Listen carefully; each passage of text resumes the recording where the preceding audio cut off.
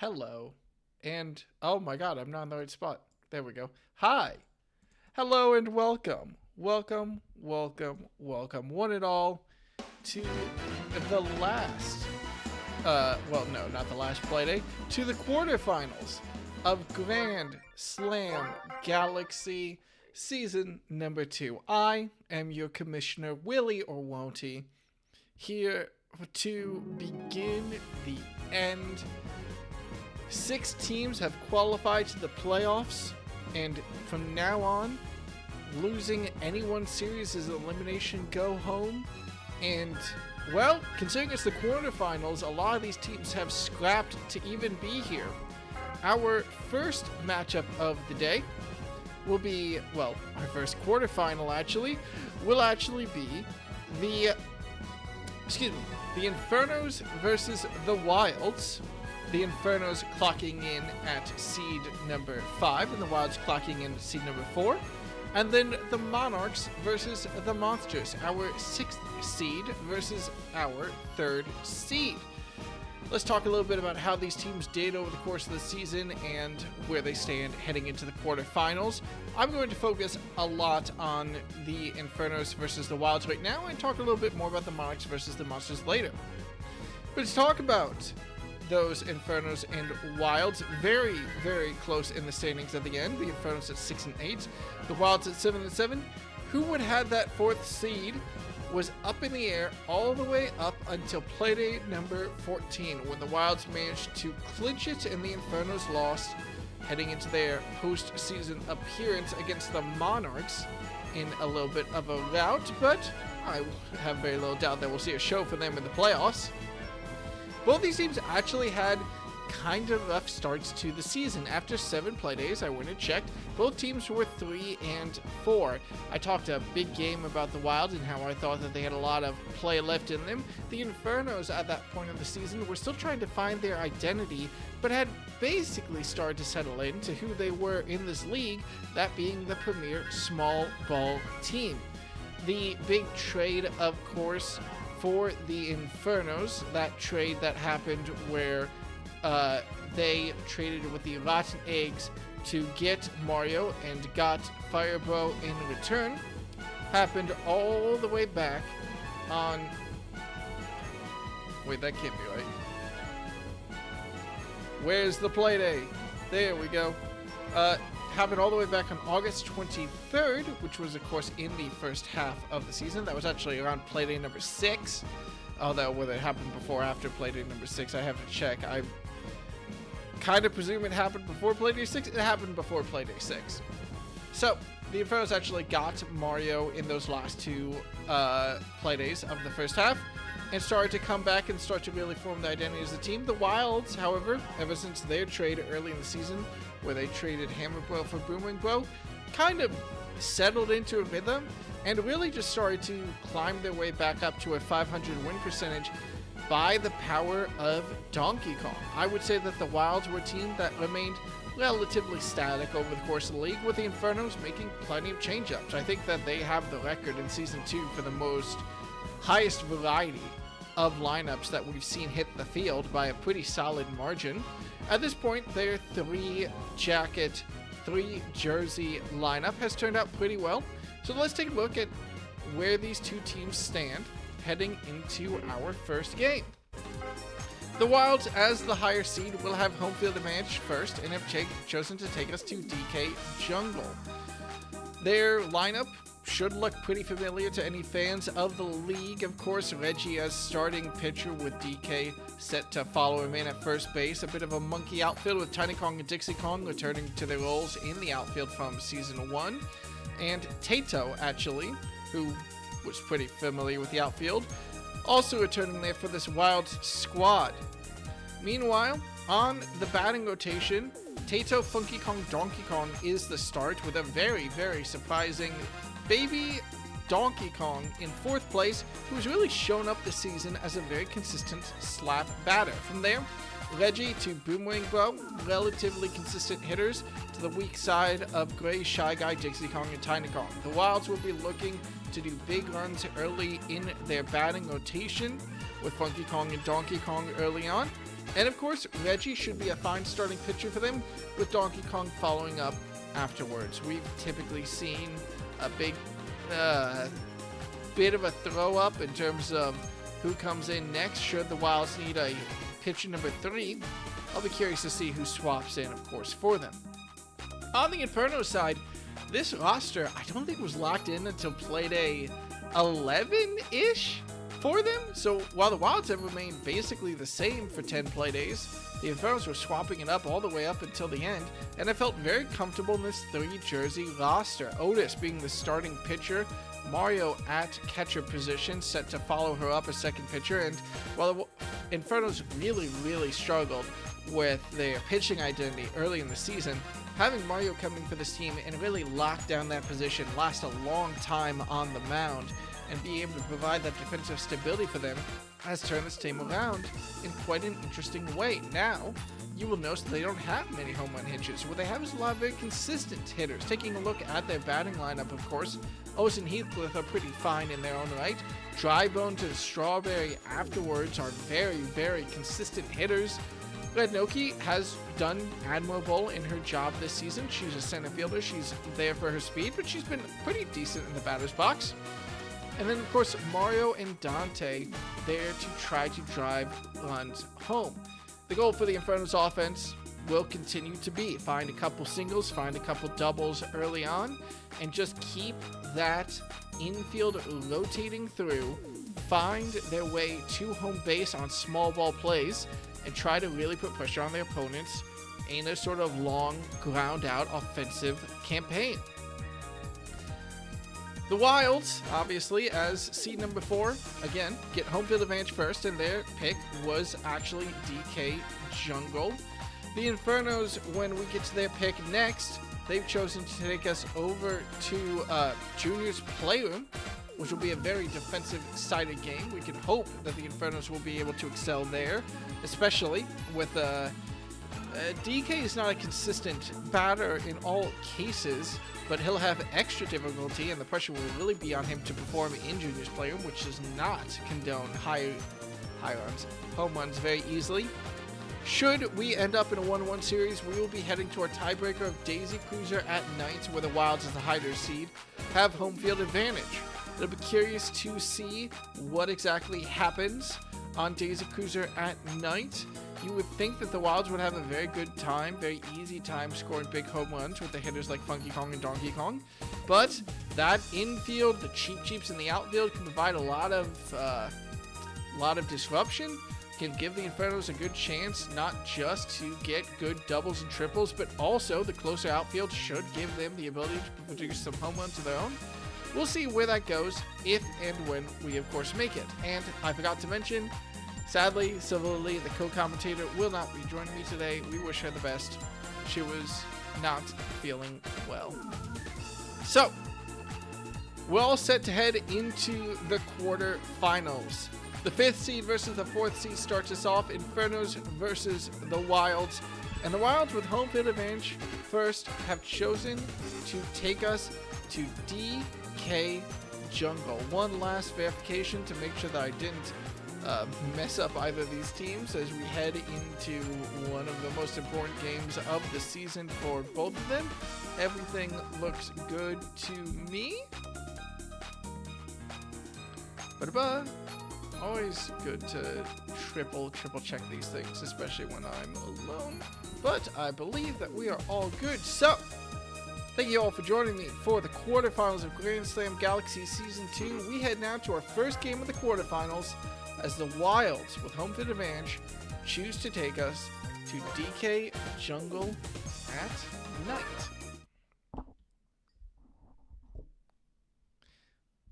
Sorry, DK Jungle in the daytime. My bad. Please tell me it's supposed to be DK Jungle in the daytime. Because if it's not, that's very funny. Yes, DK Jungle in the daytime. We're all good, we're all good, we're all good. There's just so many nighttime games in the next quarterfinal series that I was sort of set up on it. Otis, who actually has seen her way on and off this roster over the course of the season, not starting off the quarterfinal very well. Her shot is a good bit of power behind it, but goes straight to center fielder Dixie Kong. The next shot Bit of a pop fly by Heathcliff will find its way to right field at Tato. So all we need is Dry Phones to pop it over to Tiny Kong, and we'll have a nice little rotation on this outfield for the Wilds. Dry Phones wants a big hit and tries to drill it, but it's a little bit too slow. The outfield is there. The outfield is practiced. Dixie Kong catches it, and it's 3 pretty high power shots for what they are, but 3 shots all caught by the outfield to start off the Infernos in this quarterfinal. We'll have to see what they're able to produce in later innings. It's still early in the game, but that's a good showcase of the Wilds and their fast, efficient outfield. Meanwhile, for the Wilds, we have to test whether or not their hot fire start of an offense will be able to deliver in the first inning. Tato does a fine job of it on her own. Her shot makes its way up to center field and gets her a single. So we have our first on-base player of the postseason for Season 2, Tato. Funky Kong will try a big hit, but it's a pop fly. The bananas have been known to scare out players before, though. And yes, it scares out Red Noki. The banana disrupts Dante. He will get a grip on it. But due to that banana interference, Funky Kong's pop fly manages to touch down. And now there's runners on the corners for Donkey Kong. The Wilds have a chance to take an early lead here if the captain can show up. Inconsistency or dynamite performance? Well, it won't be a big home run, but it'll be enough to at least bring Tato home. Funky Kong will run for... Nope, he will stay on second. So it's simply an RBI single for Donkey Kong. It's a fair start for them. 1 run is maybe not what you were hoping for as a Wilds fan, but you can't be complaining about a lead. Runners on first and second as Baby DK, the, well, small shot prodigy comes up. He doesn't quite get his bat on it, though, and throwing the ball disrupts the bomb, allowing Heathcliff and Buddy, the Shy Guy, to turn the double play. Excellent infielding from the Infernos, followed up by a Buddy slide to snag Reggie's grounder, and they escape the first inning with very little damage. Not only that, but with relatively few batters. Now, of course, they still have to find a way onto the bases to start their offense, but Strawberry, as a Pianta, should be pretty good for that. Big shot out to right field. She's a little slow, but makes it just in time. Alright, Red Noki, just avoid the double play. Hey! Oh! Let's go! I thought that hit was going to be good, but no. Great Shy Guy in second base. Plenty of ability to shut that one down. Throws it over to first base for the double play.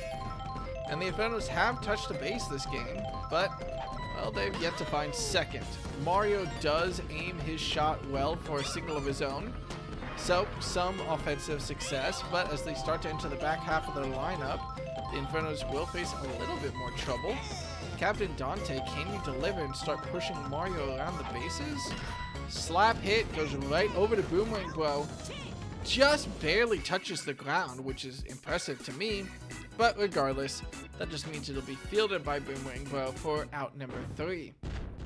It's only a 1-run game, and you don't expect the Wilds to produce in the back half of their batting lineup, but we'll see what Boomerang Bro is able to, and he's out. Never mind. Well, we'll see what Great Shy Guy is able to produce. A 1-run lead isn't exactly much for the Wilds, but still they have been more successful at getting on base than the Infernos. Not quite so much for batters number 6 and 7. Hammerbow and Great Shy Guy both go down relatively easy. Dixie Kong tries something, but her first shot will run foul. She's a bit of an inconsistent batter. I know that I've given her a lot of crap over the course of this season, but a well-aimed shot along the baseline, barely caught by Captain Dante before it's able to escape and become a double, but that's a solid single for her. That'll bring us to batter number 9, Tiny Kong, who I will continue to make fun of, as her shot goes right over to Heathcliff at shortstop, and that secures out number 3. So the Infernos are down by 1, but they are down by 1. And Buddy steps up to the plate for them to try to get this offense set in the 3rd. Big shot to the outfield, but of course the outfielders will be ready for that one. Dixie and Tato snag it for out number 1 of the inning.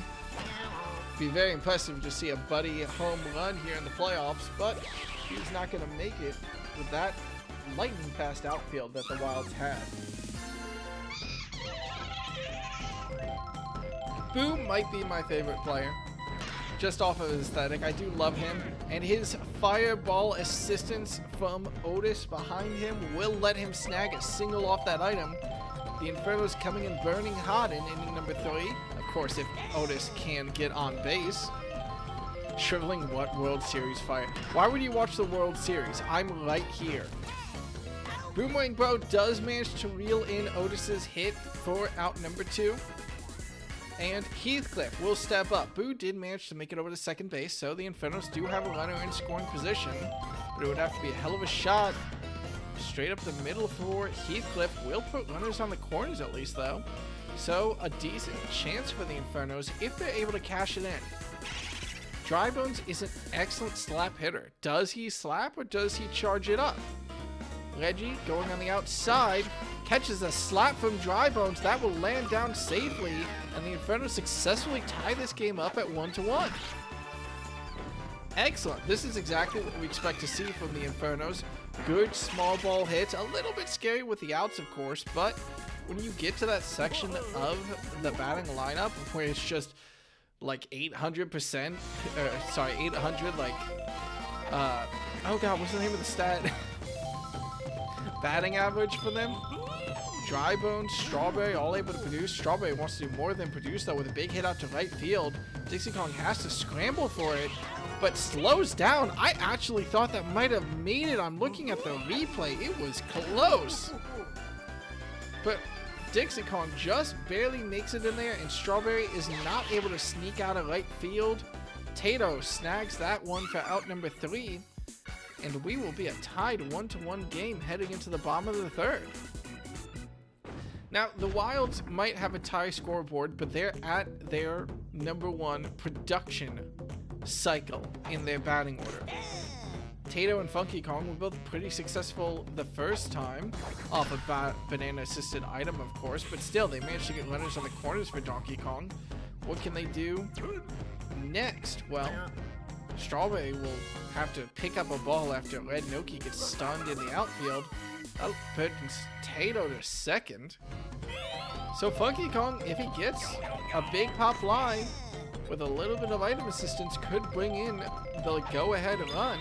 He's gonna slap that with star power, but Strawberry has more than enough grip on the ball to keep a hold on it. No luck for Funky Kong, but still, you can never count out DK. He didn't get the 3-run homer last time, but a 2-run homer is not out of his wheelhouse in this situation. Smacks it. That one's really high. Dante and Red Noki jump for it, but no, the power from the captain is too much. He'll drive himself and Tato into home plate and give the Wilds a 2-run lead. Still very early in the game, and Donkey Kong isn't exactly the most consistent performer, but when his team needs a home run, well, he's delivered about half the time so far. The Wilds being up 2 runs with only 1 out, and Baby DK isn't likely to get out. A very consistent batter in his own right. Shot right up center field for a single. And now the Wilds will start to enter some of their... No, actually, no, they're not even close to their wicked batters. We still have Reggie and Boomerang Bro up next. Of course, Reggie might, as a Jersey, face some trouble getting it out of the infield, but no, it's a pop-up to center field. Red Noki is able to field it, but Baby DK has the wherewithal to get to second base in time before he has to worry about getting tagged out. We don't expect Boomerang Bro to be an infield out, unless, of course, he gets bad contact. With a charge hit to left field, that's a beautifully aimed shot that will load the bases. Baby DK is forced to stay honest on third after Captain Dante gets it nice and quick. So, the Wilds, loaded bases, 2-1 lead, have a chance to blow this game open if Gray Shy Guy gets caught out. We'll see. Star hit. Excellent knowledge and wherewithal. The boom could be extra devastating, but the stun will make it matter a little bit less. Regardless, that star hit from Gray Shy Guy perfectly times brings in 2 runners. And the Wilds put themselves up by 4 here in game 1 of the quarterfinals. That'll start to weigh down Otis, who will actually call it quits. Mario will be brought in against the end of the Wilds offense to try to tamp it down. He's a little bit of a better pitcher than Otis, especially with that fireball. So we'll see how the Wilds adapt. He's also got the stamina, so he should hopefully last a little bit of time. Inside pitch, not going to get strike number 3. It's another star hit for the Wilds, using up that resources very effectively. And that's another double off another star hit to bring in another 2-run. They've shot up to a 6-run lead. Mario versus Tiny Kong now, as this bottom of the 3rd has turned into a disastrous inning, letting up 6. And Tiny Kong, unless she somehow turns a double play, the Wilds will see all 9 batters in this inning. Fireball from Mario to try to sneak past strike number 3. Tiny Kong knocks it beautifully though, aims it perfectly, and puts runners on the corners as the Wilds head back to the top of their batting order. Tato now. Again, chances for double plays back on the table, but with only 1 out. These Wilds are looking pretty good in the bottom of the 3rd. Shot to left field, fielded by Dante, but the runners are, well, aware enough to make sure that no double play is allowed. As Funky Kong steps up, any big hit from him, drilled shot. This one won't be high enough to evade the outfield, I think. No! I was scared they weren't going to jump. And Dante and Red Noki snag it with the tip of the glove to secure out number 3 and get the Infernos out of there. Now, the Infernos are also capable of big explosive innings. When you've got a small ball game plan, if the defense falls apart, it falls apart, and you can run the numbers up. But a 6-run inning for the Wilds speaks of trouble to come for this Inferno's offense. Pow block, though, beautifully allows Red Noki to escape all the way to second on what would have been a 1 base, well, out at first. Wow, Infernos are definitely making good use of their items, and that's what they'll need to start this, well, 6-run comeback. Mario slaps it well. That puts runners in the corners with no outs now for the Inferno, so they're in a pretty solid position to at least get a run on the board. Captain Dante, again, another well-aimed shot up the middle. Red Noki is a little bit afraid that's going to be caught out, though, so stays on 3rd. And rather than drilling in a run, the Infernos have loaded bases with no outs. Buddy, batter number 8, has to take advantage. This is a great shot for the Infernos, but they need to bring these runs in. Star shot from Buddy, a boo. This is starting to rhyme a little bit. The boo was triggered at the perfect time to disrupt Tiny and Dixie Kong, but Captain Dante is going to be caught out running for home. Can he tag up safely on 3rd? He can. And it's poetry. It rhymes. Shy Guy and Gray Shy Guy, for both their teams, drill a big star-assisted hit to bring in 2 runs. Buddy will only take, well, a single off it, but you know what? I respect his restraint, and there's runners on the corners for the Infernos and no outs still. Boo's shot just avoids boomerang blow, but of course, Dante, wary of the boomerang blow catch, stays on 3rd, so we're back to loaded bases. Still 3 down, but they're back to the top of the order, and Otis drills a line drive out to right field. Buddy, I think will be caught out here because we'll turn around and see Boo over on 3rd. So that is the first out for the Infernos, as Boo kind of cuts off Buddy and leaves him with nowhere to run. Regardless, that shot from Boo will drill in at least 1 Dante. So that is now only a 3-run deficit for the Infernos, and only 1 out so far in this inning. That'll bring Reggie off the mound to bring Donkey Kong in. So both teams have swapped off their starting pitcher in the 4th after big scoring innings. Boo! Oh my god! Not just the banana, but the barrel comes at the perfect time to launch the baseball across the field, and what could have been a caught out turns into an RBI double Otis heading to third, Heathcliff heading to second. The stars had to align there as at least Tato had the wherewithal to try to knock it to her center fielder, but the barrel shot perfectly timed to disrupt, and again the Infernos using disruption to stay alive. Dry Bones will successfully hit one out to left field, but neither Otis and Heathcliff trust it, so again the Infernos are at loaded bases with only one out. They've turned this into a 2-run game. Strawberry now facing down a slider. We'll just wait on it. Barrel pitch. Can't swing into this. She does. Banana does fire out in time, but it won't matter. The Wilds turn that double play with the forced out at home and first. The Infernos have scored 4 and managed to make it a 2-run game, but they haven't managed to catch up just yet. Excellent comeback though. Desperate in these quarterfinals to make it count, and DK with a line drive that, well, goes straight to Heathcliff for out number 1. Baby DK will try a big charge hit. Strawberry has to sprint for it, but makes it with plenty of time. So that's 2 DKs, 2 outs now. The Wilds do have a 2-run lead. They're not in the hot seat, but this Inferno squad went from looking in trouble to looking in the money very, very quickly. Reggie, batter number 5, will come up for the Wilds, and if we end up having a small ball game, it could very, very well come off the batters of batters like Reggie. Come off the bats of batters like Reggie. But no, he'll go on out, and the Wilds will go 3 up, 3 down after an explosive 3rd inning. They remain with a 2-run lead, but the Infernos will look to keep the pressure on as they return to Red Noki, batter number 5 in their lineup. These fastballs from DK are hard to see through, but Red Noki does a very admirable job. The flower disruption doesn't really affect anything. It was a single either way, but nice to see if you're an Infernos fan. Mario barely manages to catch a fastball, but he would have been better off letting it fly, as Gray, Shy Guy, and Boomerang Bro clean it up and clean up a double play. Barrel pitch that Dante will swing into. The fireball will save him an immediate out. He does make it to first, and the Infernos are making brilliant use of these items to try to keep themselves alive. But those are scary plays. Relying on items is very, very dangerous. Case in point, Bomb won't save Buddy. So the Infernos managed to at least not go 3 batters, 3 outs, but they won't produce much in the top of the 5th.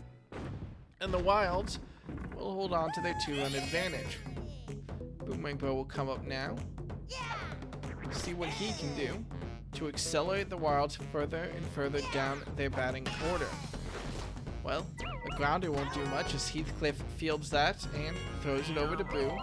Nice and easy for a ground out to start off this at bat. Great Shy Guy tries to catch Mario's fireball, but it's just a little bit late. Sent it foul. Next attempt is a little bit well aimed. Straight down the middle for a single.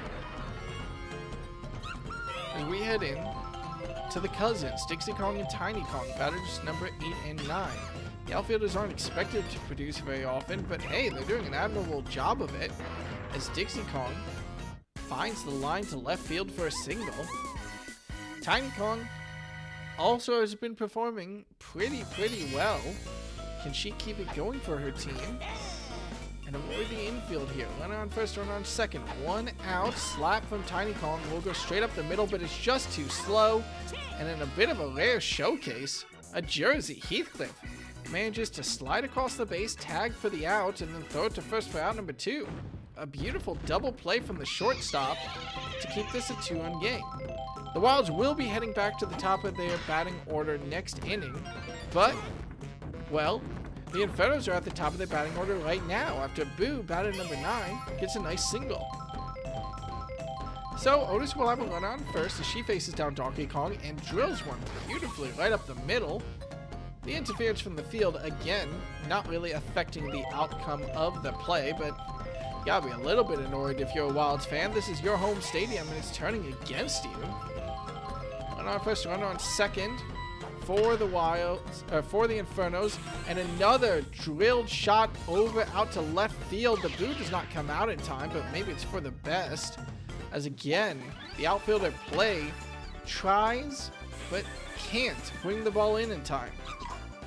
A well-aimed shot turns into a single, lets Boo run all the way home, puts runners on the corners, and again, the Infernos are producing massively with no outs against them so far, and they've managed to make this a one-run game after being down by 6.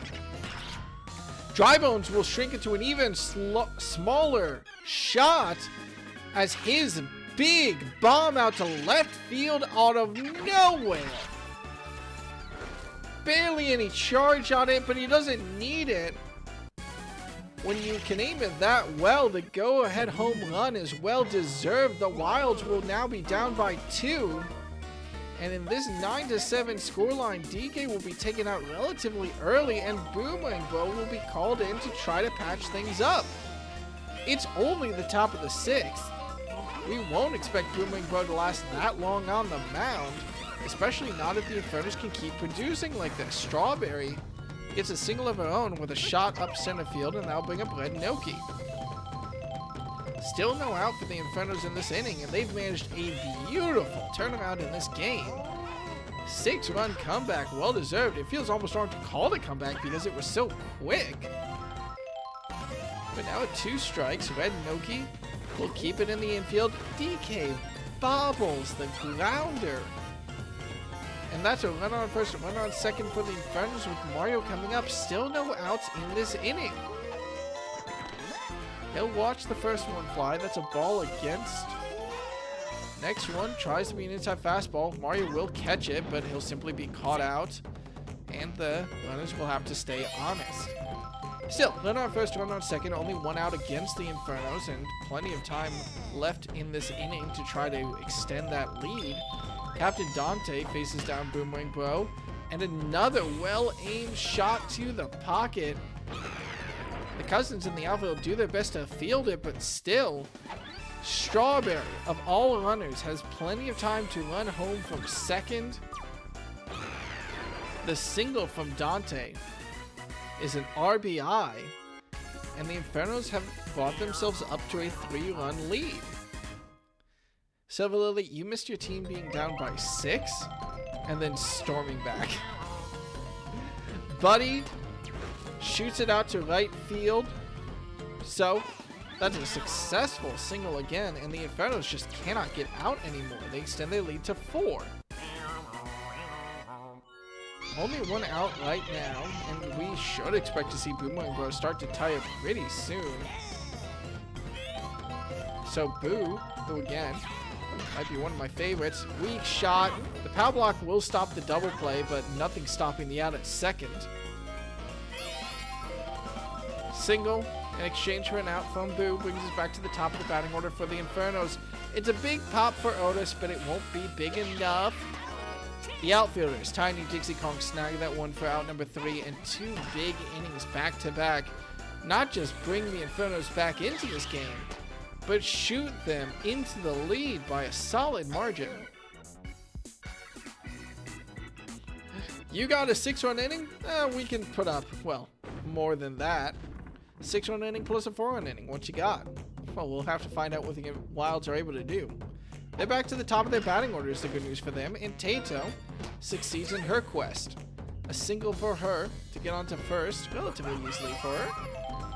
We'll bring up Funky Kong. Charge from Funky Kong. Watches a curveball fly past him. Next, it's a fireball from Mario. Funky does catch it, but it'll run foul.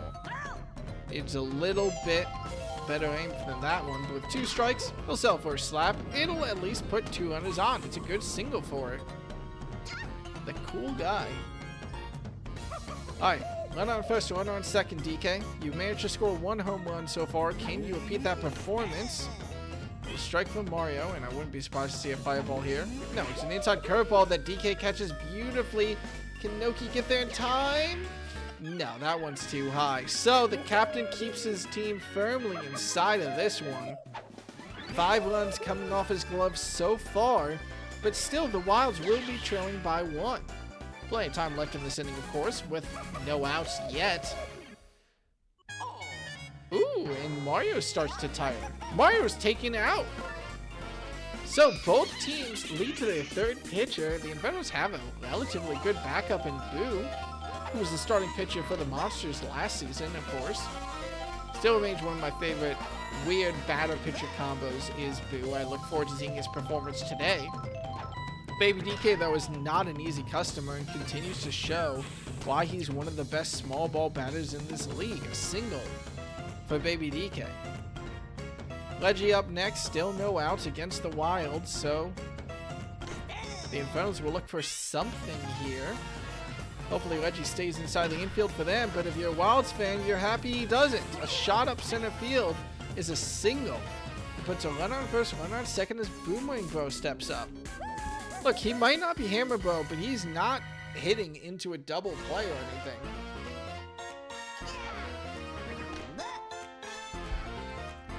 One ball against him, and the relief pitcher for the Wilds drills one out to left field, but again, Captain Dante is there to snag it. Again, without allowable power, no double play is even near possible, but it's still an out. Gray Shy Guy will come up next and try to advance these runners. If Boo can snag him out, that's of course good for them, but another well-aimed shot. The Shy Guys keep doing numbers today. This is safe. This is safe. Baby DK manages to come in off that shot despite the valiant efforts of Red, Noki, and Strawberry in the outfield. Beautifully timed. Incredibly timed tackle to not only avoid that shell but bring the ball in, avoiding more damage. Regardless, it's a tie game now. Both teams on their third pitcher. Dixie Kong, I don't think has gotten out so far in this game as she faces an inside curveball, but she hits it straight into a double play. Heathcliff snags it, throws it to first. He won't have the synergy anymore with Boo on the mound. It means he doesn't have the attachment to the first base player to throw it further. Regardless, in my wildest dreams, back when I pointed out the Infernos putting up a 6-run inning and a 4-run inning, I would have said, wow, it would be cool to see the Wilds put up 4 runs here. And they do just that. Heathcliff manages to reach first off a bobble. Luck really on the Inferno side. Silver Lily, you have got to go check out the incredible start of inning number 4. I won't spoil what happens, but you'll know what happens when it happens. Strawberry up now.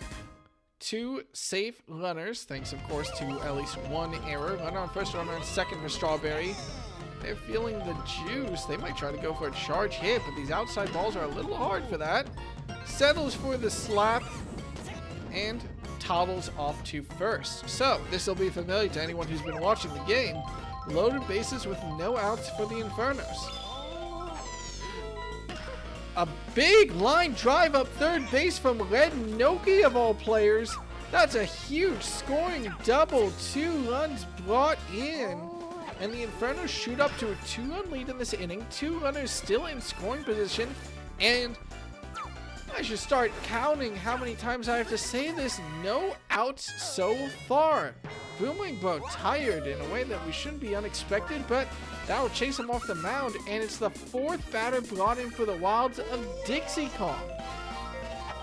That means, as the center fielder, there is now no synergy in the outfield for the Wilds, and Mario takes immediate advantage. A big line drive out to center right field to bring in 2 runs. No chances of any quick balls to bring it in, and his single brings the Infernos up to a 4-run lead. Captain Dante up now, and there's still no outs on this inning. The Wilds have got to find their way out of this one, but well, it's not looking great for them. Dante snags a clean single. Now there's a runner on first, runner on second as we head to Buddy. Round number 8. Buddy. What you got for us, Buddy? None of the batters so far for the Infernos have gone out this inning, and they're about to round it out. Finally, a mistake that the Wilds are able to capitalize on. Buddy's grounded goes straight to DK at shortstop. He turns it to second base. Gray Shy Guy turns it to first base. The double play secures 2 outs. But still, Mario advances to third. He won't be able to make it home. Boo starts this inning. Boo ends this inning. The shot to shortstop. DK assists in all 3 outs at least. But still, the Infernos with a big 4 in the top of the 7th. Tiny Kong not able to put up the success that she had earlier in this game. Her pop fly to center field would be caught out simply and easily enough. But the Wilds are back to the top of their batting order. They can't, well, tie the game just off the success of this starting 3. But can they go big yet again? No. Buddy snags out Tato's hit. That puts 2 outs now against the Wilds. And it'll have to be a heroic comeback if they really want to tie it in just this inning. 15-11 has got to be one of the highest scoring individual games that we've had so far this season. And Funky Kong keeps the magic going with a single. DK, will we see home run number 3? Who tries something? Curveball down the middle. Finds its way safely. That wasn't DK's style. Inside curveball though, he's feeling it. And the line drive barely escapes the fence. That's a 3rd home run. That's 7 runs just off of DK's glove. And he is playing hot in these quarterfinals. Will it be enough for his team though? Well, they're still down by 2. Timing out Boo though would be nice. Sending both teams to their 4th pitcher would be great. And Baby DK has yet to be caught out, I think. And won't be caught out still. A solid shot over to center field. That's a great hit for Baby DK. Reggie, 2 outs still on the board for these Wilds. That's a actually fun point for them. No, his shot caught out by Buddy at second base, and the Wilds will be sent back to defense, still down by 2. It's a good effort by DK, but it's not good enough. His team has to help, as he's put up the majority of his team's runs so far, 7 out of the 13. Meanwhile, the Infernos return back to the top of their roster. Otis starts off hot. Fireball doesn't mean much. Her shot was good enough, but regardless, it's a single to start off the top of the 8th. Again, with no outfield chemistry, as the Wilds fall back onto their 4th batter. A little bit easier for the Infernos if they're able to make it out there, as shown off by Heathcliff, knocking it over to right field. And now there's a run on first, run on second. Drybones has been the only member of the Infernos to put up a home run so far for this team. He'll settle for a slap, but it's a disaster. Oh no, DK misses Gray Shy Guy on the throw. And the triple play disintegrates and lets the Infernos stay in this inning. Disaster keeps striking these Wilds, as they've had some of the most rotten luck that I've ever seen this game. Runner on first, runner on second. Red Noki will try to keep this inning alive. There is a runner in scoring position. The Infernos are up by 2 in the worst case scenario. 2 strikes against her. Dixie Kong's gonna try something inside, so we should see a hit. It'll run straight to DK. He'll turn the 3rd out. I got a little bit scared that he was throwing it to the second baseman, a Gray Shy Guy, but this time Gray Shy Guy's there with plenty of time.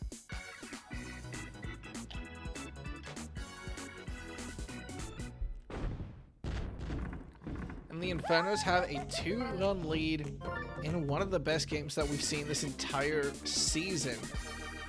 Heathcliff comes in to try to close this game out, and the Wilds need to dig in. Strike number 1 against Boomwing Bo. He'll try something, but, well, unlike the Wilds, the Infernos still have chemistry. That's really high, but no, it's not high enough. Red Noki snags it for out number 1.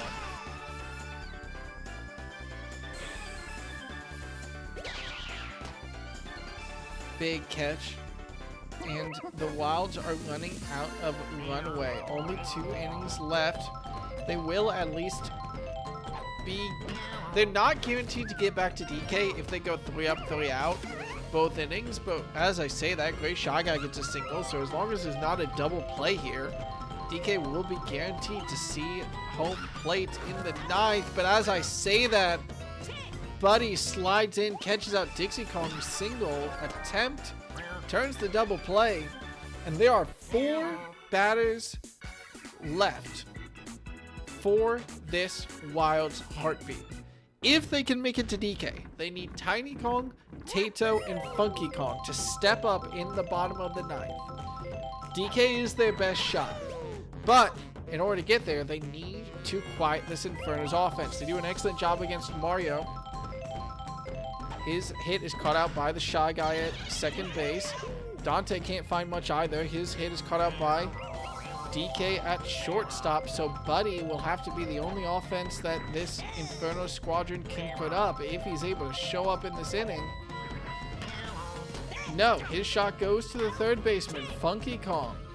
And it's a little bit of rotation. Second base to short base to third base for all 3 outs. The Infernos don't put up anything. And it all comes down to the Wilds. There is a world here where 2 of these runners get out and then DK drills in a 2-run homer and we head to overtime. We'll see what happens. Tiny Kong, batter number 9. Your team needs you. And Buddy with a heroic dive to reel in that slap for out number 1. The lifeline shortens. Another grain of sand falls. Tato, what can you do for your team? Bottom of the 9th, down by 2, and she'll watch the first pitch. Pitch number 2, slaps it, but this one isn't good either. It grounds out to Boo. The Wilds, not just on their last lifeline, on their last everything. Funky Kong, can you get on base? Drills a shot, but it's a big pop fly. Red Noki and Dante don't have to worry about much. The fireball won't be there in time. And the Infernos, in an absolute barn burner appropriately, snag game number 1 of the quarterfinals away from the Wilds, winning DK Jungle 15-13 in quite the exciting start to our postseason. MVP honors, there's a lot of players that actually reasonably could earn this, but it'll fall to Red Noki. Really? Well, that's just nice for her, honestly. Let me type in quarterfinals. We've got the Infernos versus the Wilds. Game 1, of course, goes to the Infernos. Red Noki MVP. I'm very curious to see what stat earned her that, considering, of course, the big 3-run homer from Dry Bones earlier in this game. Well, apparently, according to the stats, it was a very consistent batting, helped a lot by her ability to shut down home run attempts from the Wilds. And you know what? That's fair. Good on you, Red Noki. Turns out that a good center fielder who can also hit will put up the points that you need. But even better than that, look at how evenly spread out these Wilds points, Inferno's points are. Excellent round performance from them. Meanwhile, well, the ball game from the Wilds is kind of what you expect, despite surprisingly high numbers from Gray Shy Guy and Dixie Kong. Again, the center fielder turning up big points for her team. It's very heavily stacked towards DK. Despite his monstrous batting performance, 180 total points, the MVP of the game going off of complete points at least. Well, MVP honors will go to a player on the winning team, and for now, that's Red Noki. So we will head to game 2, and we'll head to a place that's a little bit even more in line with the Inferno's game plan. We saw a lot of successful small ball from them, while the Wilds relied very heavily on in the, 13 points that the Wilds scored, 7 of them came from DK and from big home runs. It'll be a lot harder for him to find that success on Bowser Jr.'s Playroom. A lot harder for him to find that success when the Infernos have home field advantage. We'll have to look at how they do. Of course, with the fast outfield of Tiny Kong and Dixie Kong and Tato, I would say that the Wilds should be able to cover their shortcomings on the defense, so long as that outfield is allowed to remain solid. And when you have a lower scoring field like this, it would not be a very big surprise to me if we have a lower scoring game and neither team breaks 10 points. But every time I've said that. Turns out, all I've managed to lay is a curse. We'll head over into game number 2 of this series pretty dang quick. Just one last validation to make sure that everything is all good on the team's lineups, and I believe that we're set. So, the Infernos are up 1-0 in this series. If they want to take it home, they just need to win their home game on Junior's Playroom. Now, Junior's Playroom is an interesting field. It's usually left open by teams, but the Infernos have played on it. Silly stat pages and everything. It turns out, as I look at it, the Infernos have been a very, very good team on DK Jungle, regardless as Tato gets knocked out for out number 1, and Funky Kong will look to start off the offense for the Wilds. Have the Infernos never... Funky Kong's shot goes foul. The Infernos haven't been to a Bowser field. No, they went to Junior's Playroom against the Wilds, actually in Playdate number 12, and again in Playdate number 13. So they've actually only gone to this field extremely recently. They lost against the Wilds in Playdate number 12, 13-11, with home field advantage, actually. So the Wilds will have to repeat that performance. DK's drills a line drive out to center field, hopefully remembering how important that small ball game can be in this type of field. And the Wilds do have a runner in scoring position very early. Baby DK is almost unstoppable in these situations. Slaps it, and yeah, that'll be... No, Funky Kong doesn't feel it. He's a little bit nervous. He stays at third, thinking that maybe Heathcliff was going to get under that ball. So it'll be loaded bases for the Wilds. If Reggie can't escape the infield, he does. So Strawberry will clean it up and at least make sure that there's not too much damage, but still, the Wilds drill in 1 run. They have loaded bases and they're ready to drill in more.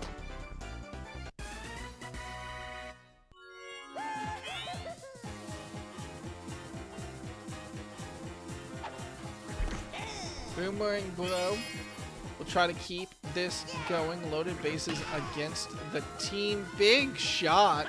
God, that was a absolute cannon of a ball. Thank God that one turned foul if you're an Infernos fan. And it's a star hit on a whiff. Boomerang Blow strikes out. Thinking too hard about that power, and it just turns against him. Gray Shy Guy, with the experience from last game, knows to throw the power in, though. Dante and Red Noki interfered with by the Bullet Bill. The Wilds tried to bring in 3 big runs, but Reggie, well, he's safe at third, despite the scramble. And Gray Shy Guy, in yet another game, uses Star Hit to drill a shot out to center field and bring in 2 RBIs off a double. So the Wilds shoot up to 3-0. Of course, the Infernos haven't a chance to bat yet. Dixie Kong slaps it to Buddy to end the inning. But we'll see what happens. We might see a trade of home field advantages. Of course, it's only inning number 1. It's still the start. And 3 runs, as we saw last game, is not enough to put these Infernos down. Actually, I think that maybe last game might have been the biggest comeback in Grand Slam Galaxy Season 2. Because the Infernos were down by 6. As I'm thinking about that, Otis strikes out, so I guess both teams get a strikeout in inning number 1. I don't know if we've seen a comeback of 6 runs or more yet in Season 2, so the Infernos do have that under their belt. Both the Jersey players caught out early, though. Otis strikes out. Heathcliff just slaps it to Gray Shy Guy. So now 2 outs against the Infernos, and, well, a lot like last game, we will not be seeing early production from them. Dry Bones pops the ball out to left field. That's 3 up, 3 out.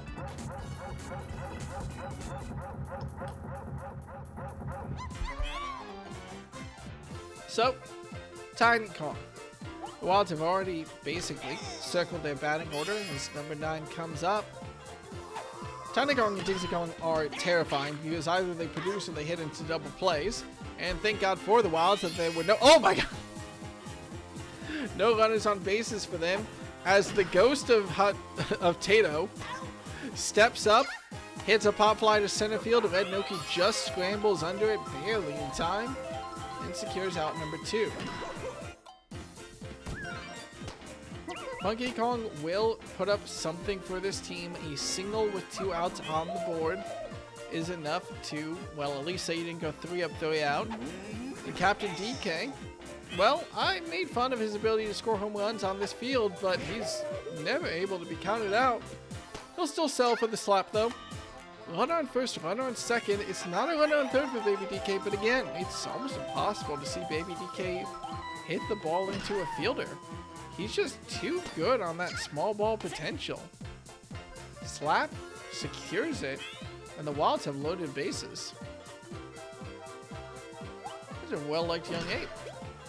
Reggie, though, just avoids the shortstop. Heathcliff jumps the wrong way, and Funky Kong is brought in for the Wilds to bring themselves up to a 4-run lead.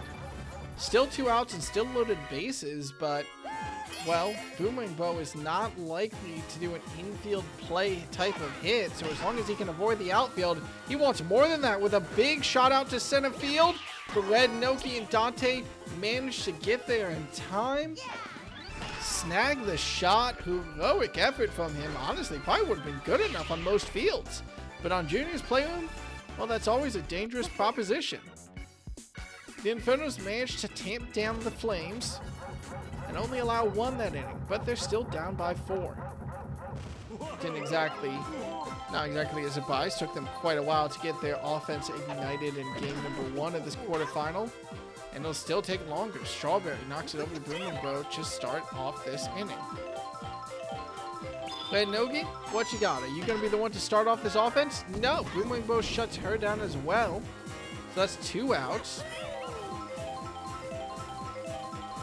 And Mario comes in. And just is taken out as well. The Infernos find no luck through the first 2 innings as the Wild's defense roars back to life and secures 6 quick and easy outs. Down by 4 entering the 3rd. The Wilds have the chance to put on more damage, but if they want to do that, they'll have to get through their 7, 8, 9. Very Shy Guy knows his role a little bit too well. Big pop fly to center field for an easy out number 1.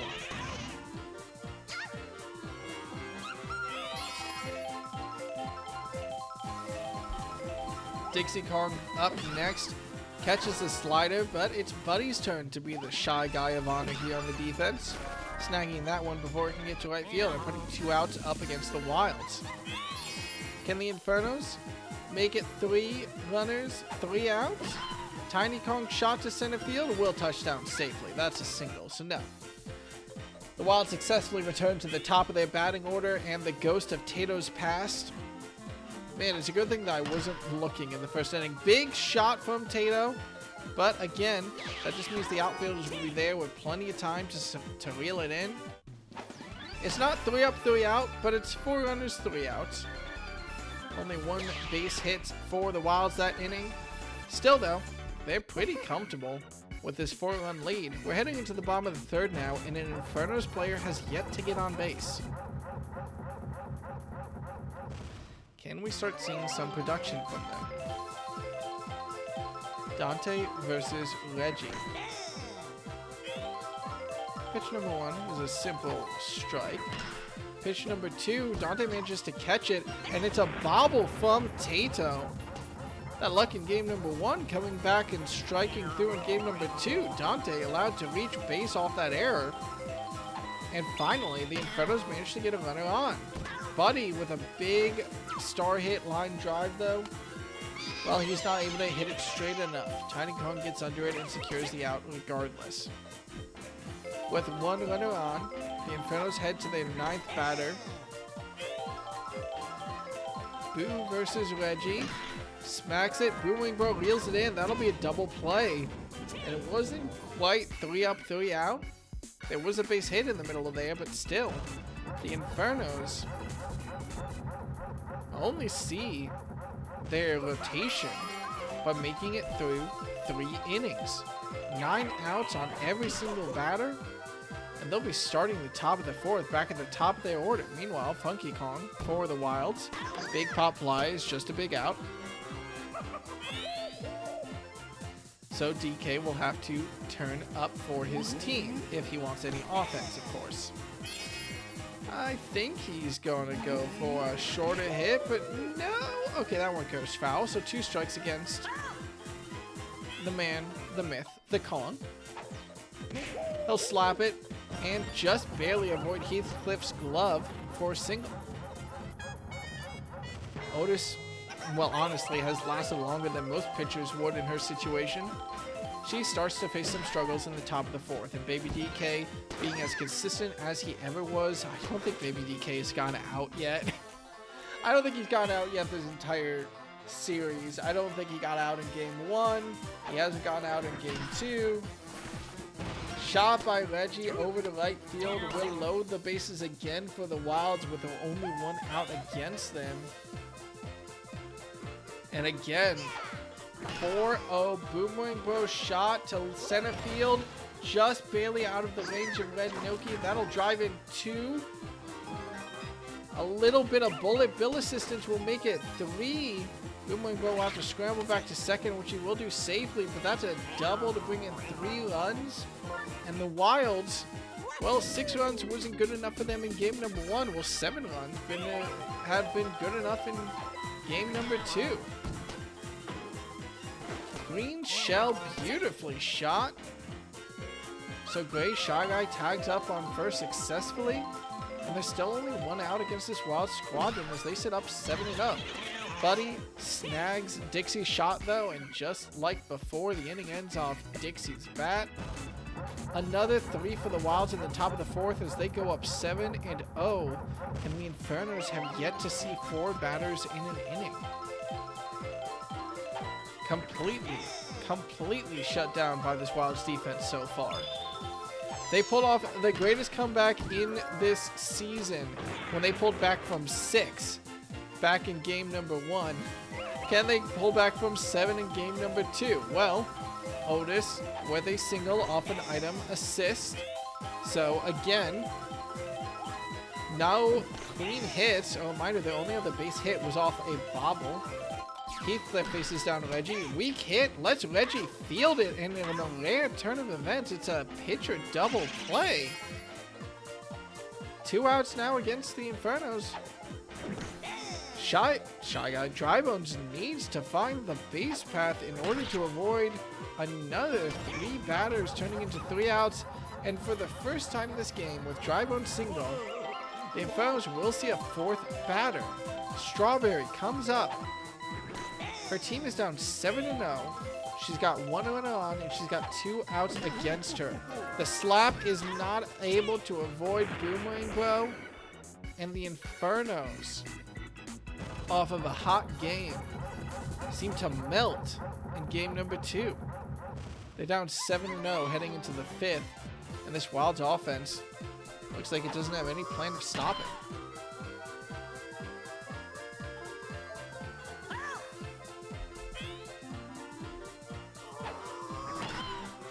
Tiny Kong reaches base off a bobble.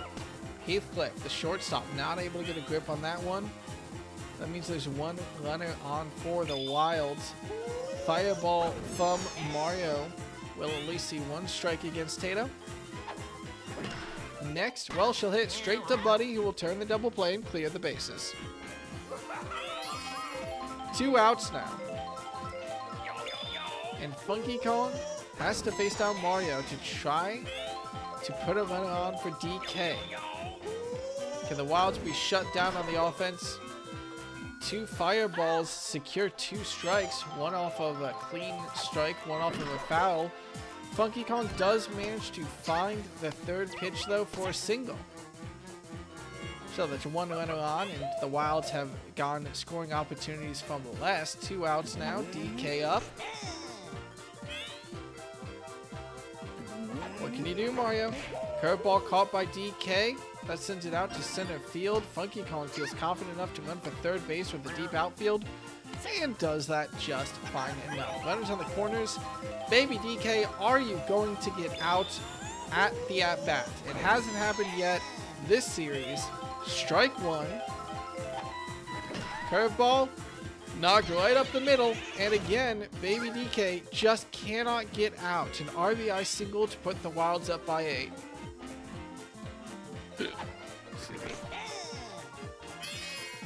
Reggie looks down Mario. And that high hit should be caught by Dante and Red Noki for out number 3. Still though, the Wilds, despite being down 2 outs with no runners on the bases, still find their way through and successfully bring themselves up to an 8-run lead.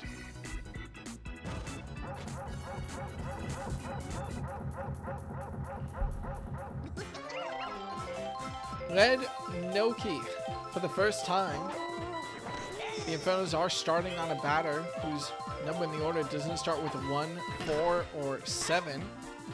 But she's not able to escape the outfield. Her shot goes right over the boomerang throw. Mario, break the curse. No, Reggie's first pitch is strike number 1. Pitch number 2. Mario slaps it, but Boomerang Bro continues to be the defensive lock that the Wilds needs and reels it in for out number 2. Reggie, outside pitch against Captain Dante. But again, Boomerang Bro reels it in. 3 up, 3 out, and the Infernos just are not able to get a foothold. They're now down by 8 with 4 innings left to go.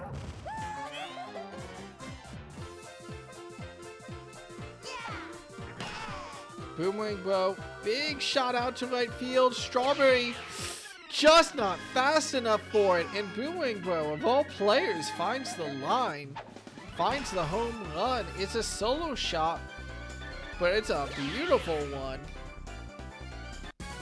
And that's run number 9 for the Wilds. Gray Shy Guy up.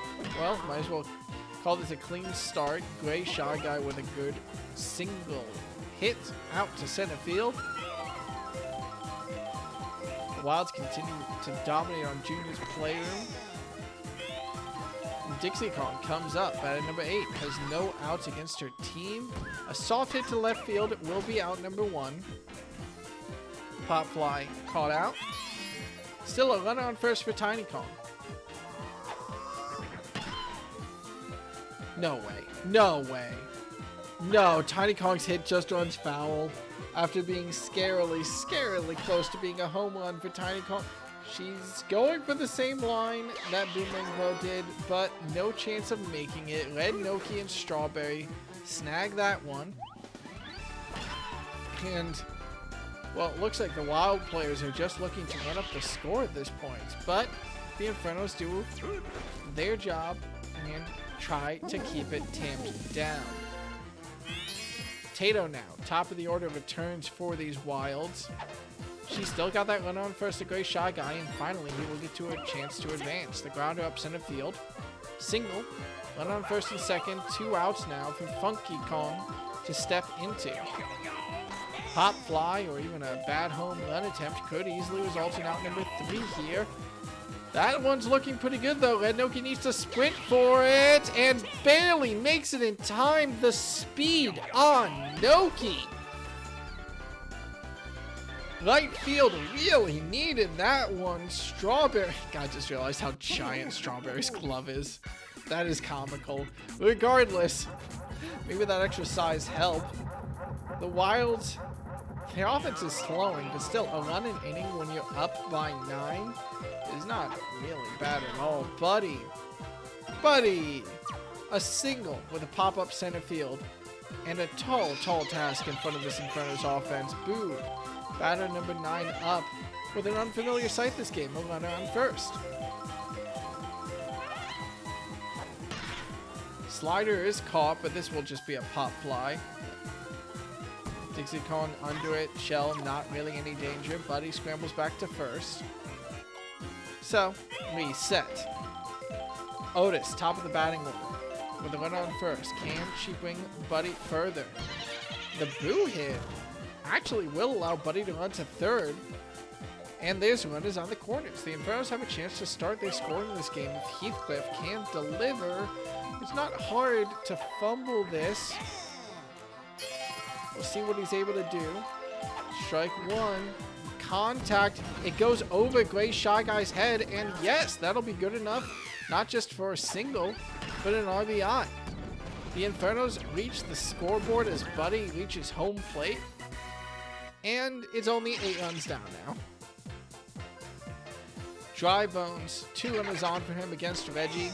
He had a big 3-run bomb in the first game, so I'm not furious at him charging.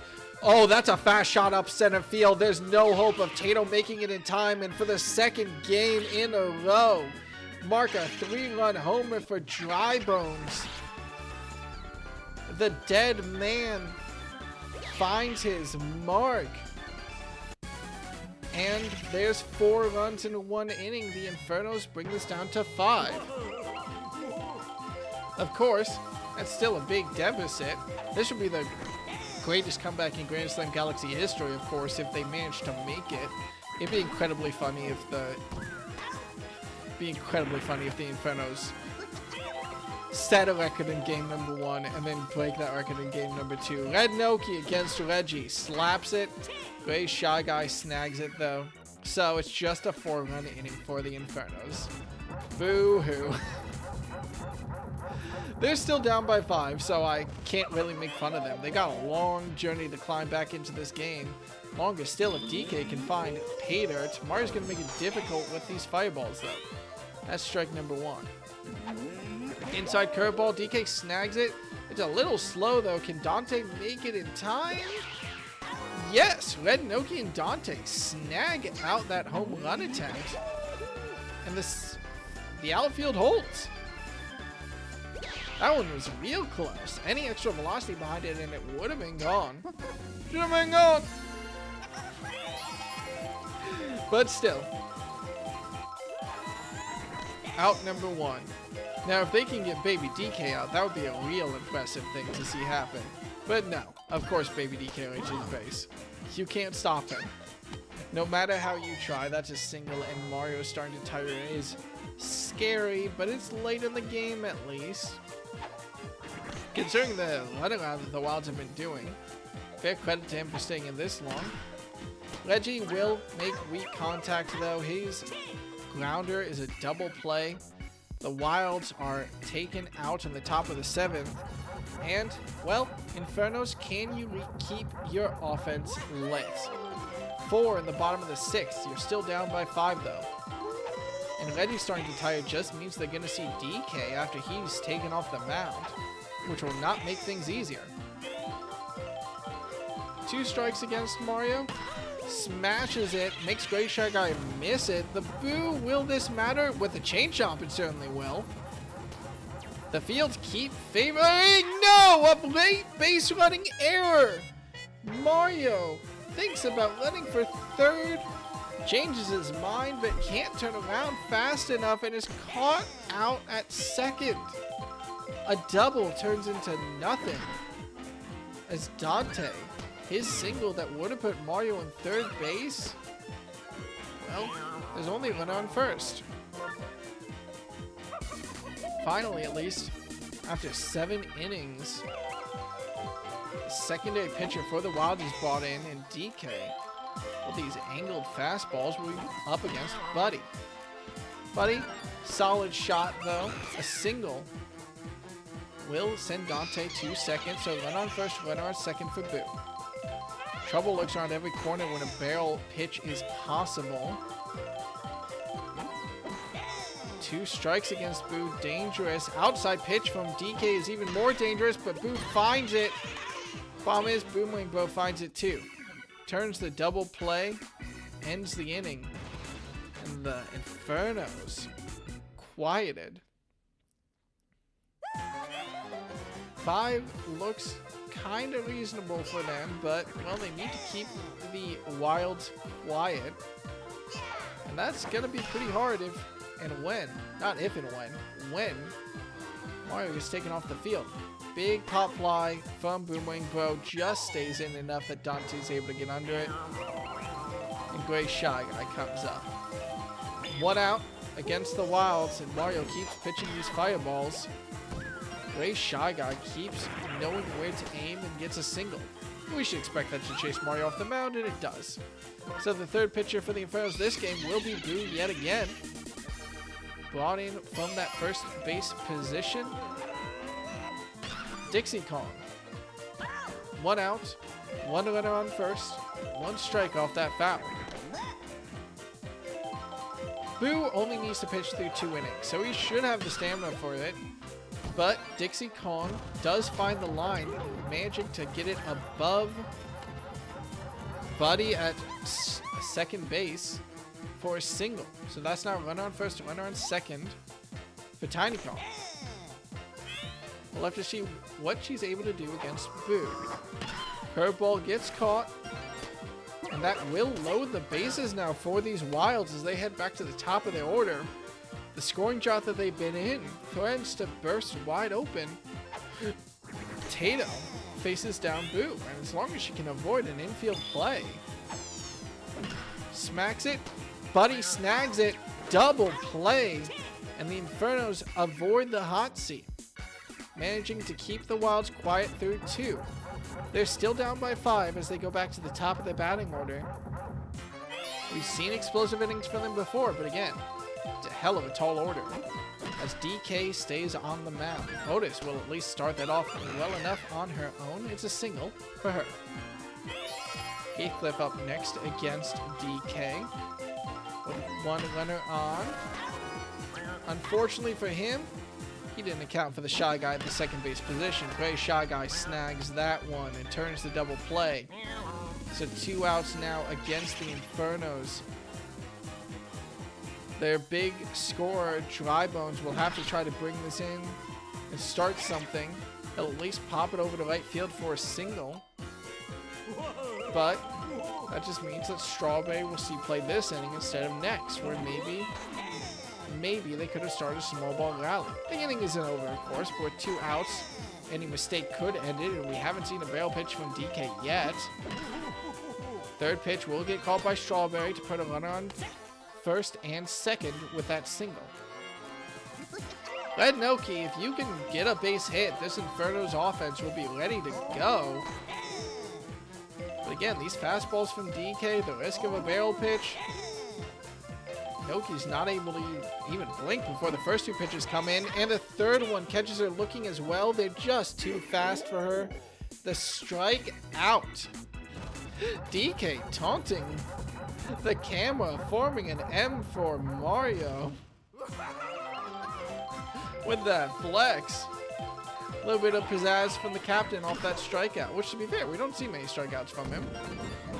And the Wilds with probably their last batting inning. Funky Kong starts it off well with a line drive. DK up next. Smacks it. Weak contact, though, will just result in a double play to clear the bases, though. Okay, baby DK, is it physically possible for you to get out? Is it even possible? Charges, contact, you gotta be shitting me. For the first time this series, baby DK gets out because once again, the outfielders for the Infernos turn up and snag a home run attempt at the last moment.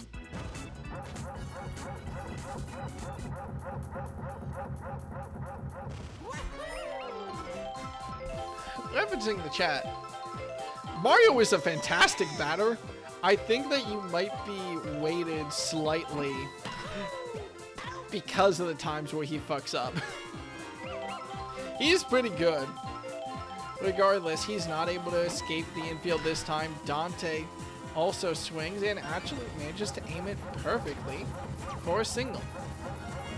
It's the bottom of the 9th, and the Infernos still sit down by 5, though. So that's a lot of runners to bring in. Buddy, shot out to right field, touches down safely, run on first and second. The game plan starts running.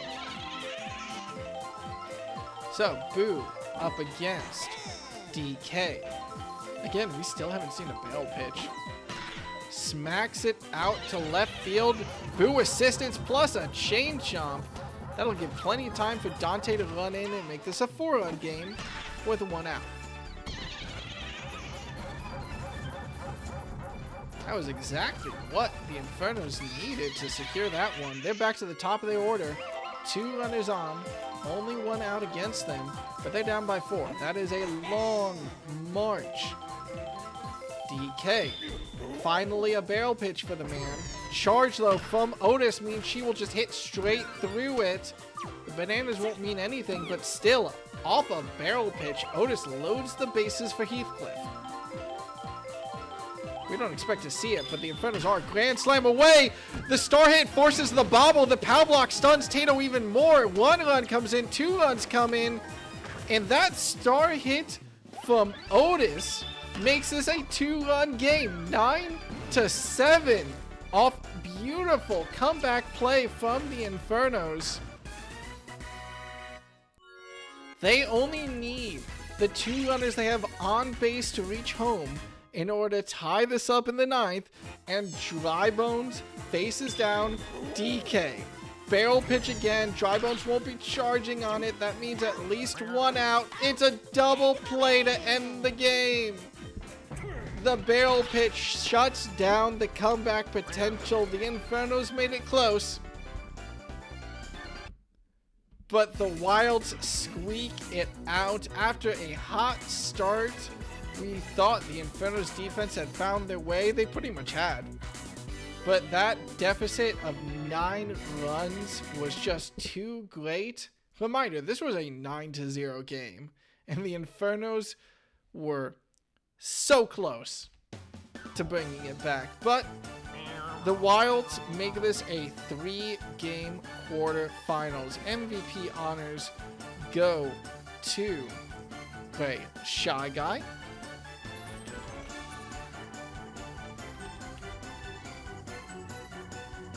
which is funny. I think it's hilarious. I think it's beautiful that the first game, our MVP honors go to Red Noki, and our second game, MVP honors go to Gray Shy Guy. It goes to show you just how important these secondary players are. The defensive players showing up for their teams. And some, well, lower scoring game. Like I guess, neither team broke 10, but both teams gave it a good, honest try. 110 points for Gray Shy Guy, followed very, very closely by Reggie with that strikeout. And the Infernos do their best to keep up in their own right, but are just not able to find it in game number 2.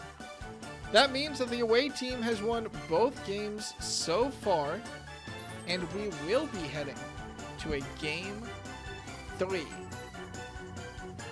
For one of these teams, it'll be their last game of the season. Hell of a showing for both of them in the quarterfinals, though. Congratulations will definitely be afoot.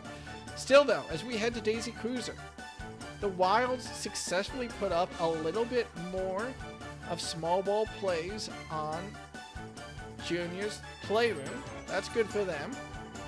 Actually, should point out, when the Wilds played against the Infernos back on Playdate 12 on this map, at this stadium, they won by 2 runs there as well. So it's close for both these teams on Junior's Playroom, but the Infernos stopped yet again. This was an incredible, incredible game to watch, despite it starting a little bit slow. And we're not gonna wait on this one. We're gonna head into game number 3. The Infernos and the Wilds. Last chance for these teams. It'll be interesting to see if the Wilds are able to take advantage of Daisy Cruiser's tighter walls, or whether the Infernos, with their weaker batters, the tighter walls will just mean they're able to get home runs where they normally wouldn't. Will the home run power prevail on the Wilds, or can the consistency of the Infernos bring them to a semi-finals appearance? I really don't want to screw this up right at the end, so I am gonna check to make sure that all the players are set correctly.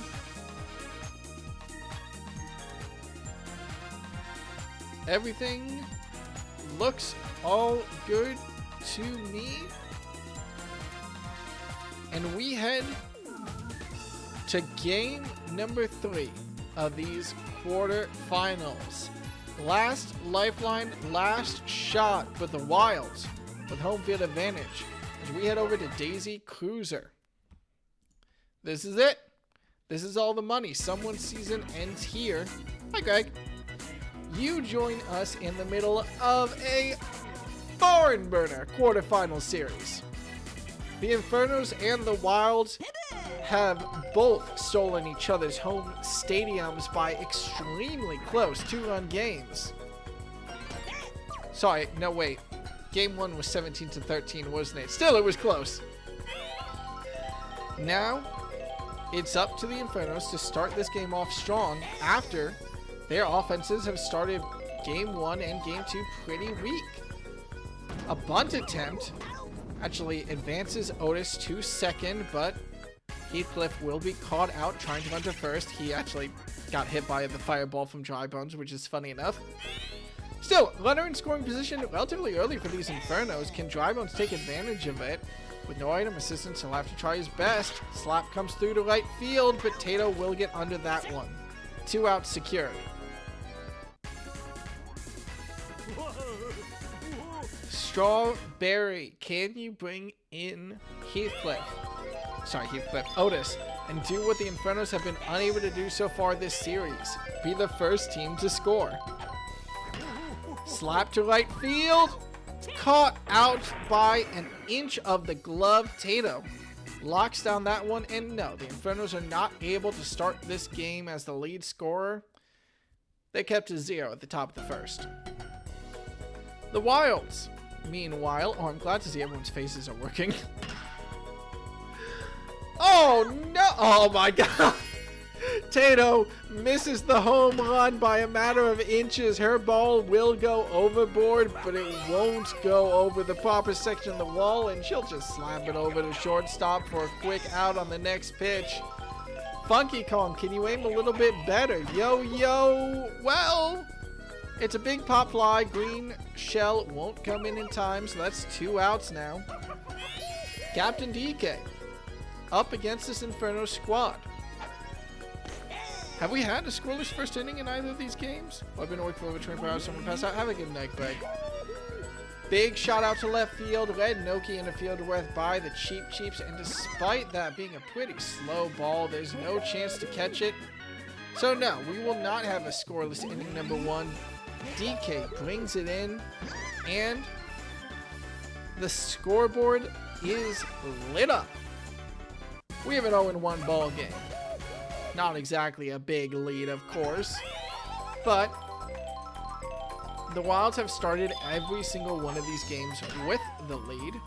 Baby DK's pop actually goes straight to left field, so he will stop his streak in game number 3. Not able to find it. So it's only the solo bomb for the Wilds to score. The Infernos definitely have been the hotter team on offense, despite not getting much so far. Can Red Noki change that? No. Line drive attempt caught out by Funky Kong at third base. Reaction speed is necessary to snag that one. And that's 1 out now against the Infernos in the top of the second. Mario, what can you do? Well, that's a strike. Next one, Reggie will be looking for something more down the middle, and Mario slaps it over Gray's Shy Guy for a single. So the Infernos' game plan is afoot. 1 runner on as Captain Dante steps to the plate. Slider caught.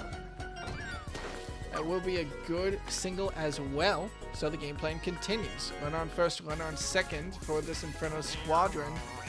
Buddy, what can you do? It's Daisy Cruiser, so you can do anything if you put your mind to it. Please do another star hit. It'll be funny.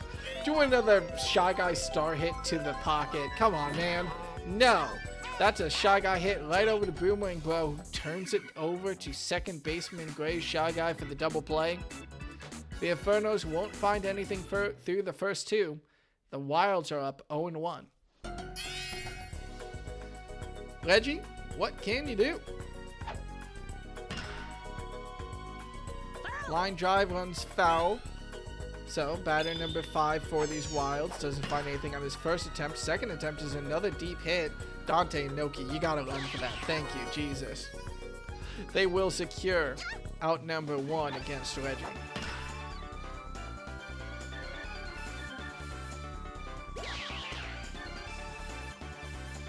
Boomerang Bro, I think I gotta stop calling out. I mean, big home run last game, pretty good offensive pressure throughout, and a weak grounder on that attempt. Okay, that's out number 2. Never mind. Goodbye, Boomerang Bro. Great Shy Guy up now in the bottom of the second to try to keep the Wilds getting anything. He'll get a single. That's pretty good. Good on you, buddy. Well, Gray Shy Guy, but he's on the Infernos, of course. Dixie Kong versus Otis. Slaps it, ground out, simple turnover of Otis. Heathcliff on shortstop, over to Buddy on second base for the third out. We remain a 1-run game as the Infernos turn to their 9th batter, Boo, to see what he's able to do. I sincerely doubt we will see more Boo craziness on Daisy Cruiser. It's been a while since we've seen a bobbled grand slam. I got scared when that was a line drive close to the wall, but no. Tiny Kong keeps her glove on it. That's out number 1. So back to the top of the order for the Infernos. Otis faces down Reggie. Drills a good shot over to center field. Bobble from Dixie Kong doesn't matter much. The chemistry means Tato is able to pick it up nice and clean. Despite all the fancy footwork, it's still a single. So Heathcliff against Reggie. Outside pitch, but he adjusts. That's a beautiful line drive out to center left field. That's a double on Daisy's Cruiser. And Otis and Heathcliff sit on third base and second base respectively for Dry Bones. Dry Bones has hit a 3-run homer in the first game, a 3-run homer in the second game.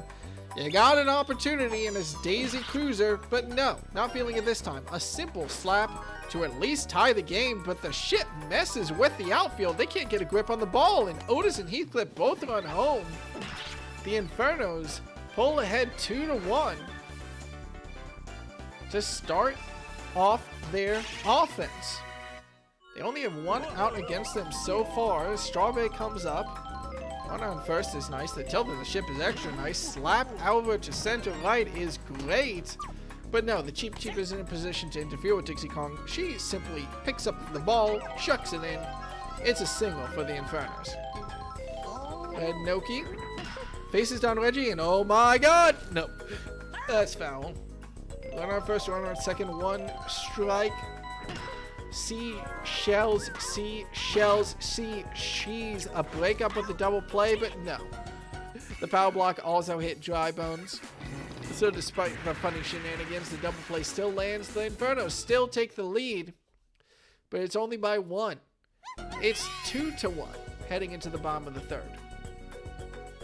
With both these teams, we've seen big swinging innings, so a 1-1 lead might as well not be anything.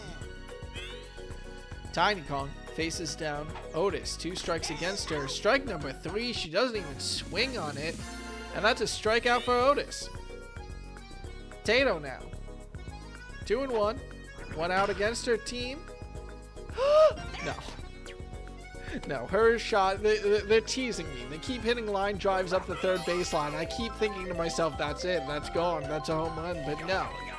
We've yet to see one so far. No, we did see one. What was the one run that the Wild scored? Was it a solo bomb from DK? It was a solo bomb from DK, so we have seen a home run so far this game. Regardless, Funky Kong does hit a single, but he only just catches out Tato at second base with that hit. DK, big hit to left field. Red Noki not interfered with by the Cheep, but it's too fast. Oh my god. Well, the Wilds went up by 1. The Infernos responded by getting 2 runs in 1 play to go up by 1. The Wilds respond by getting 2 runs in 1 play to go up by 1. It's a 2-3 ball game with 2 outs here in the bottom of the third. Baby DK, line drive to the pocket, center right field. Noki, you gotta grab that. Noki, you have to grab the ball, buddy. A single turns into double off of just forgetting to pick it up. That's a runner on second. Does a big shot along the baseline. A second 2-run homer. Someone manages to do it. The Wild are the first team in this game to secure a league that cannot be represented in a single bit. It's a 2-5 scoreline. Wait, I need to think. Yes. Yes, that can't be. Yes. Okay. Mario will be brought in the bottom of the third. Boomerang Blow is a very dangerous batter on Daisy Cruiser. Fireball will try to stop him from being able to do much. The bobble from Buddy, but the chemistry from Strawberry is not enough to catch the ball or bring it in fast enough. Boomerang Blow manages to sneak his way onto first base. Gray Shy Guy's shot doesn't have the same luck though. It's caught out by Buddy at second base. And the Wilds are the first team to strike gold. A 4-run inning for them. They'll go up by 3 with 6 innings left to play. So the Wilds have their big swingy inning. Can the Infernos get there? Mario says yes. He'll hit a clean single out to left field to start off this one. So Captain Dante will come up, 1 runner on. We've already seen a Jersey home run. Dante wants it with a big charge up. That won't touch the ground though. Dixie Kong snags it. The fireball doesn't mean much. Dante caught out. Out number 1 against the Infernos as Buddy steps up. He's still got a runner on first. But that ball straight down the center will simply land in Dixie Kong's glove for out number 2. So Mario, after getting on base, not a lot of help. Boo, batter number 9 comes up for him. What can Boo do? On an outside pitch, charge hit, it's a grounder. That Boomerang Blow bobbles. The bobble lets Boo reach first base, lets Mario safely stay on second. Otis, top of the batting order now versus Reggie. 2 batters on for her. Slider is caught. Boo is in play. The Boo item makes the ball slide past Dixie Kong. Mario touches home. Boo thinks against it at the last moment. That would have been close. Fair enough. Stay on third. But now it's a runner on second, runner on third. The bobble again comes into play to help out the Infernos. 3 and 5, 2 outs against them. Reggie is starting to get tied out. Heathcliff, beautiful shot up center field. Is it out of here? No, it bounces off the back wall, but it does bring in 2 runners. It's not a 3-run homer, but it is a single to bring in 2 RBIs. The Infernos fire back and tie up our game at a 5-5.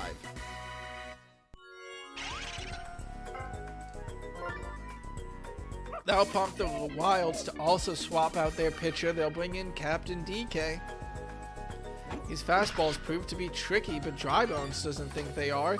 The 2-out rally continues as Drybones knocks away a single. Run on first, run on second for the Inferno. Strawberry up.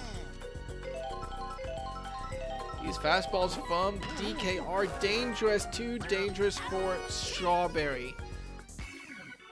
Catches it, but is not able to escape the infield. Gray Shy Guy will snag it up. So we're tied at 5-5 heading into the bottom of the 4th.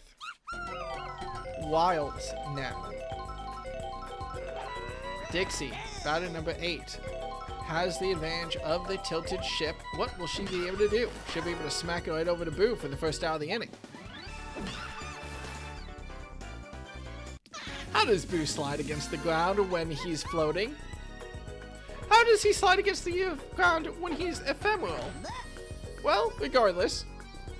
Tiny Kong, batter number 9, knocks it, almost is assisted by the ship, but still the grounder is able to be caught by the tip of the glove from that magnetic glove of Buddy, and he secures out number 2.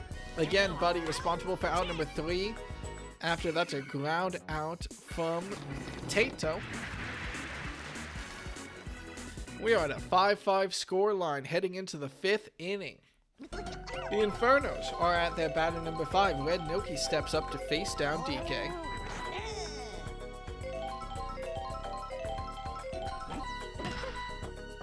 Successfully makes contact on the second pitch. It's a little slow, but Red Noki has the speed to make it to first base anyway.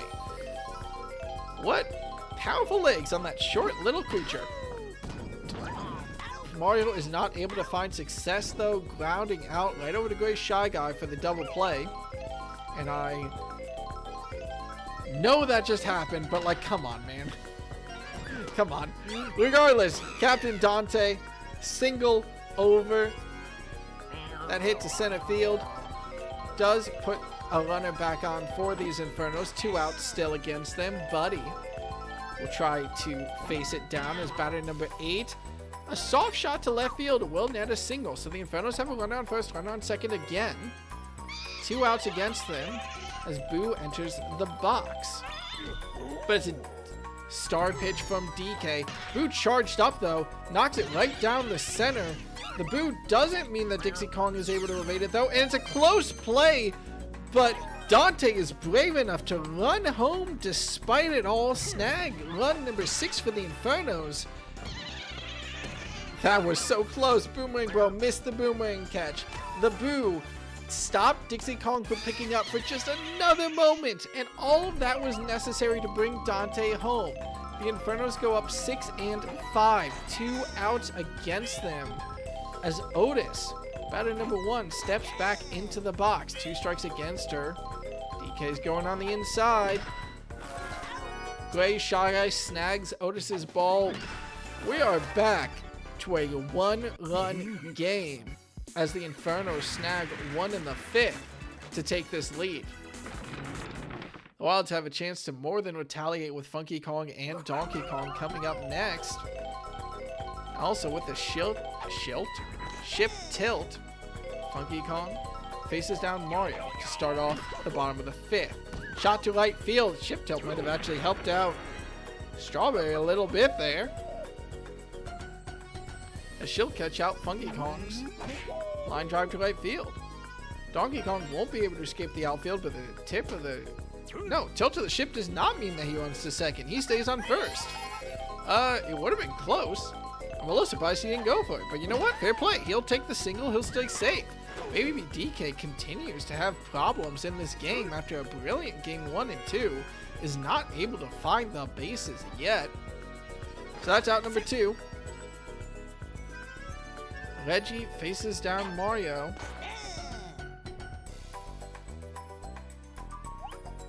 Slider caught. Heathcliff is not able to snag it out of the air, so that is a good single. Runner on first, runner on second for the Wilds. They are down by 1, and Boomerang Bro has the chance to turn that into a lead. Hasn't been able to find home run potential yet, but you never know with this guy. Shot out to right field. I think DK should run home. He does. Oh, it comes home in time! Oh my god, not just Strawberry in right field, but Mario in first base position. The chain throws it like a dagger to home base, catches out DK, and the Infernos maintain their 1-run lead off amazing throw speed.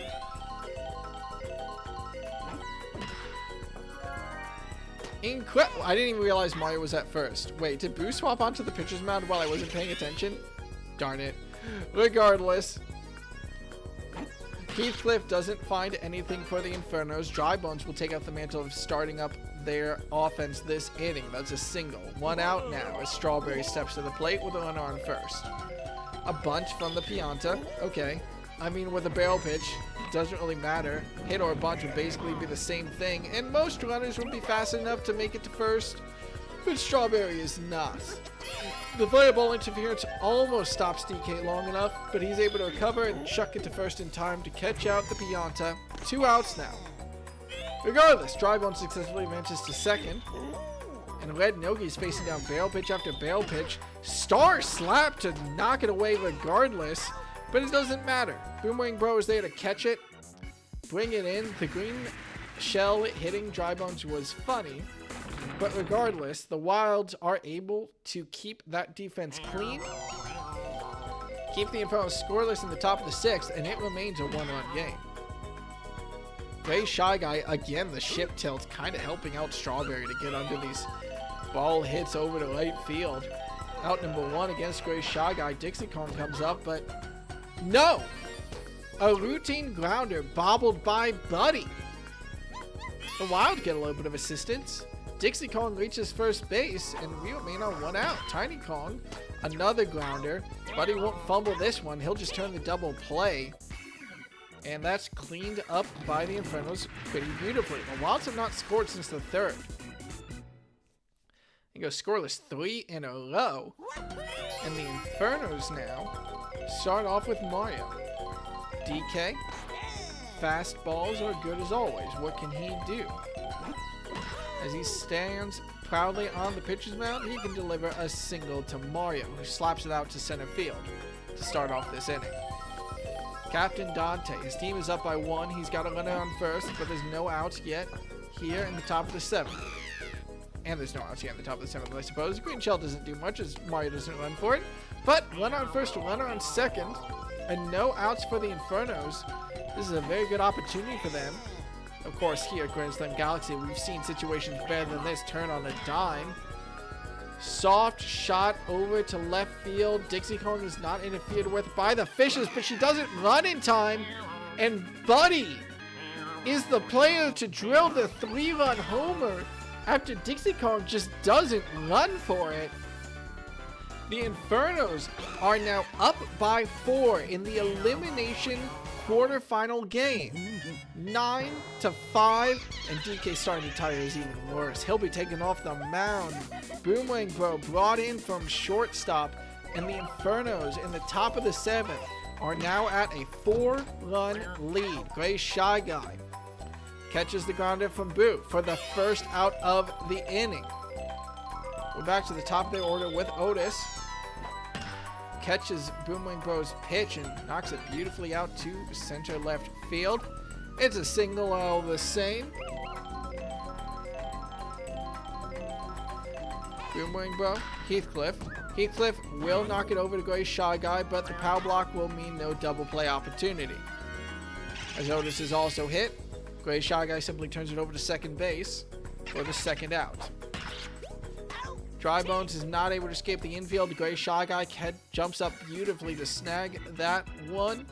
The Infernos score 3 in the 7th off of a massive 3-run homer from Buddy. So it's 9-5. And the Wilds aren't able to get their deep offense started in the bottom of the 7th. Tato grounds out to Buddy. Every single additional out is one last lifeline, and a big pop fly from Funky Kong. The only question was which of the 3 players from the Infernos was going to catch that. Red Noki is the one to reel it in for out number 2. DK does drill it, but he doesn't have enough power behind his glove. 3 up, 3 out for the Wilds in a crucial inning. They have still yet to score since the 3rd, and the Infernos maintain a 4-run lead heading into the last 2. We've seen enough swinging innings that I would not be shocked at all if the Wilds come back from this. Strawberry grounds out directly to Reggie. I mean, 4 runs for the Wilds is really not that hard. If they have a great run of Tiny Kong, Tato, Funky Kong, and DK, they can score that. So the Infernos aren't out of the woods yet. Red Noki does hit a single. So it's 1 out, 1 on first after, of course, the caught fly out by Strawberry to start this inning. Mario now. Shot out to right field, avoids Tato. That's another single. Red Noki thinks about running for it, but thinks better of it. 1 on first, 1 on second for Captain Dante. His team is up 4. Boomerang Bro pitches it right down the middle, but he's not going to swing on that. Inside pitch this time. Dante swings on that one and still manages to knock it straight up the middle. Red Noki is running home, though. Brave play, and it turns out well. The Speedster makes this a 5-run game. A grand slam will tie it up, and the hero of the hour, Buddy, comes at the top of the 8th. 10-5. Beautiful shot out to center left. That's just going to bring in another run. Dixie and Tiny can try to bring that one in, but it doesn't matter. A double from Buddy makes this now 6. Only 1 out against the Infernos. 1 on second, 1 on third. Boop just pops it out over to right field, but Buddy is caught out on a base running error. Dante doesn't want to run home. Fair play. Buddy overcommitted. Turning to third. Runners on the corners, 2 outs. Otis drills it up center field. Dixie Kong is not able to get under that. The power block just does more damage. She will pick it up, but not before the runners on the corners are the runners at home plate. And the Infernos, merciless in the top of the 8th, shoot up to an 8-run lead. Heathcliff has absolutely no intention of letting up a single from him. Puts runners back on the corners for these Infernos. Dry bones. You hit a 3-run homer in the first game. You hit a 3-run homer in the second game. You'll slap.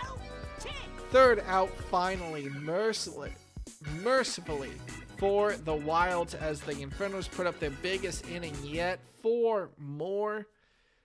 And the Wilds, who haven't scored since the third, find themselves in an 8-run hole. Baby DK, again, who was so good in game 1 and 2, pops a fly ball over to right field and is still not able to find the bases. Reggie, meanwhile, facing down Mario. 1-1 count for him. Catches the curveball. That right field hit, though, will just fall into Strawberry's glove. Smaller field does mean that Strawberry doesn't need to run as far, I suppose.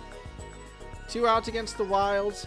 Boomerang Bro steps up, catches the curveball, sends it straight up center field. Red Noki's not able to get there in time, so there is a single. It'll have to be a hell of a 2-out rally for the Wilds to make this inning count. Gray Shy Guy, what can you do with the runner on? You can knock it straight up the middle. No, Buddy dives for that one. We are heading into inning number 9 with an 8-run lead for the Infernos. They're also starting at arguably one of the best spots in their batting order for them to start. That isn't the start. Strawberry starts off this inning. Smacks it out to right field. There's no way that help is going to come in time. It just touches the corner. And yeah, Strawberry will get a solo run bomb. The Infernos are now up by 9 points.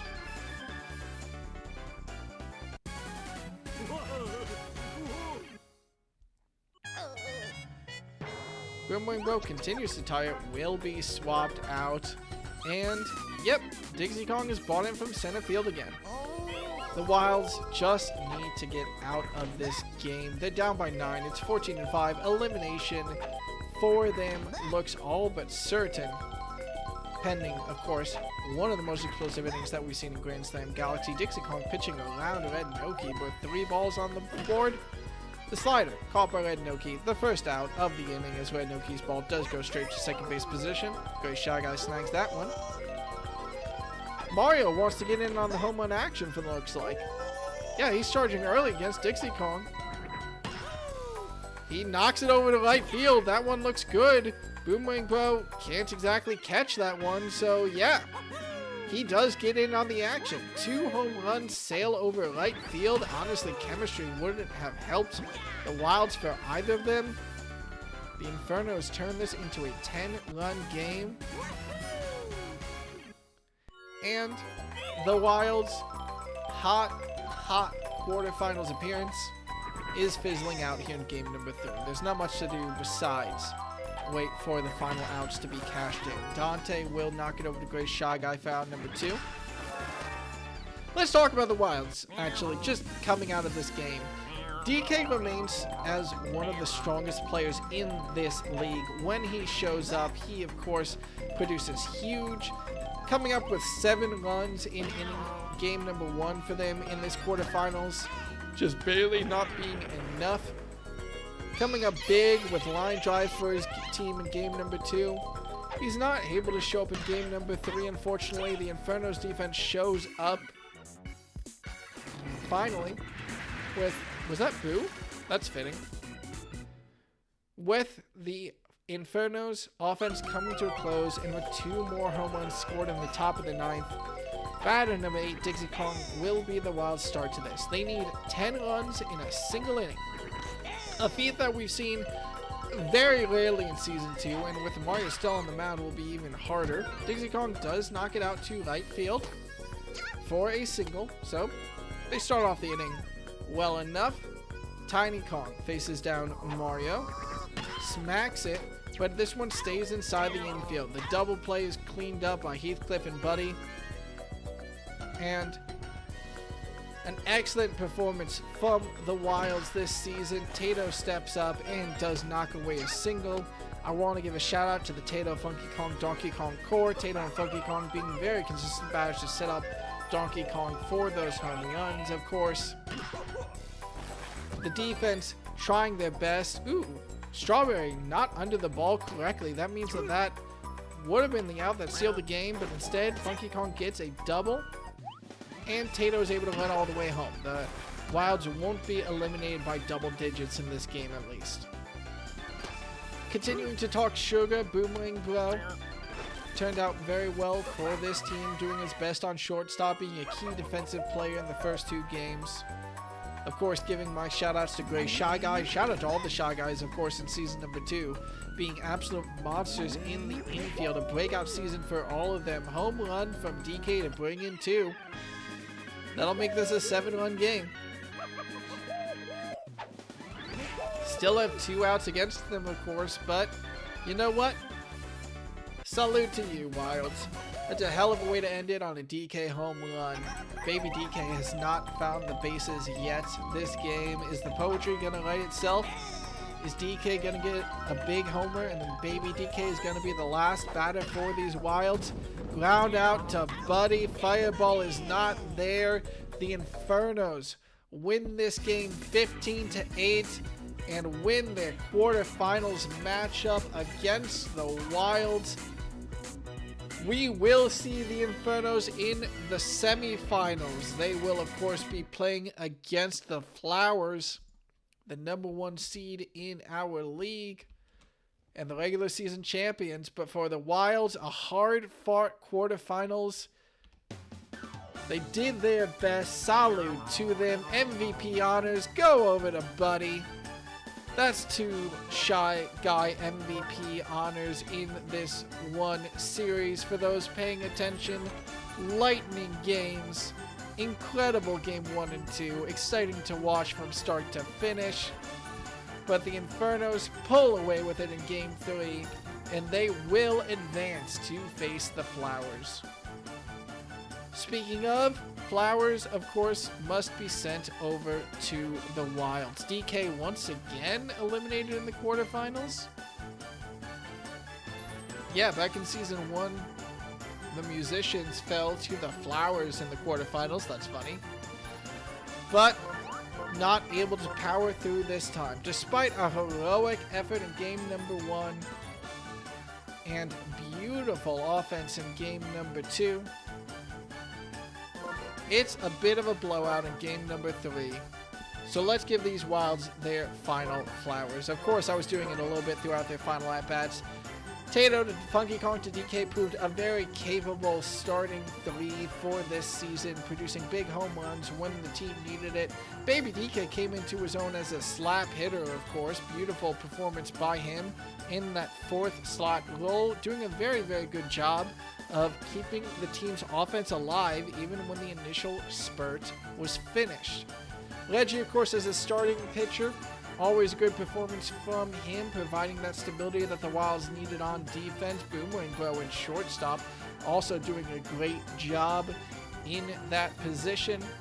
You gotta fear any bro that's standing in shortstop or second base, and Boomerang Bro proved that, especially during this series.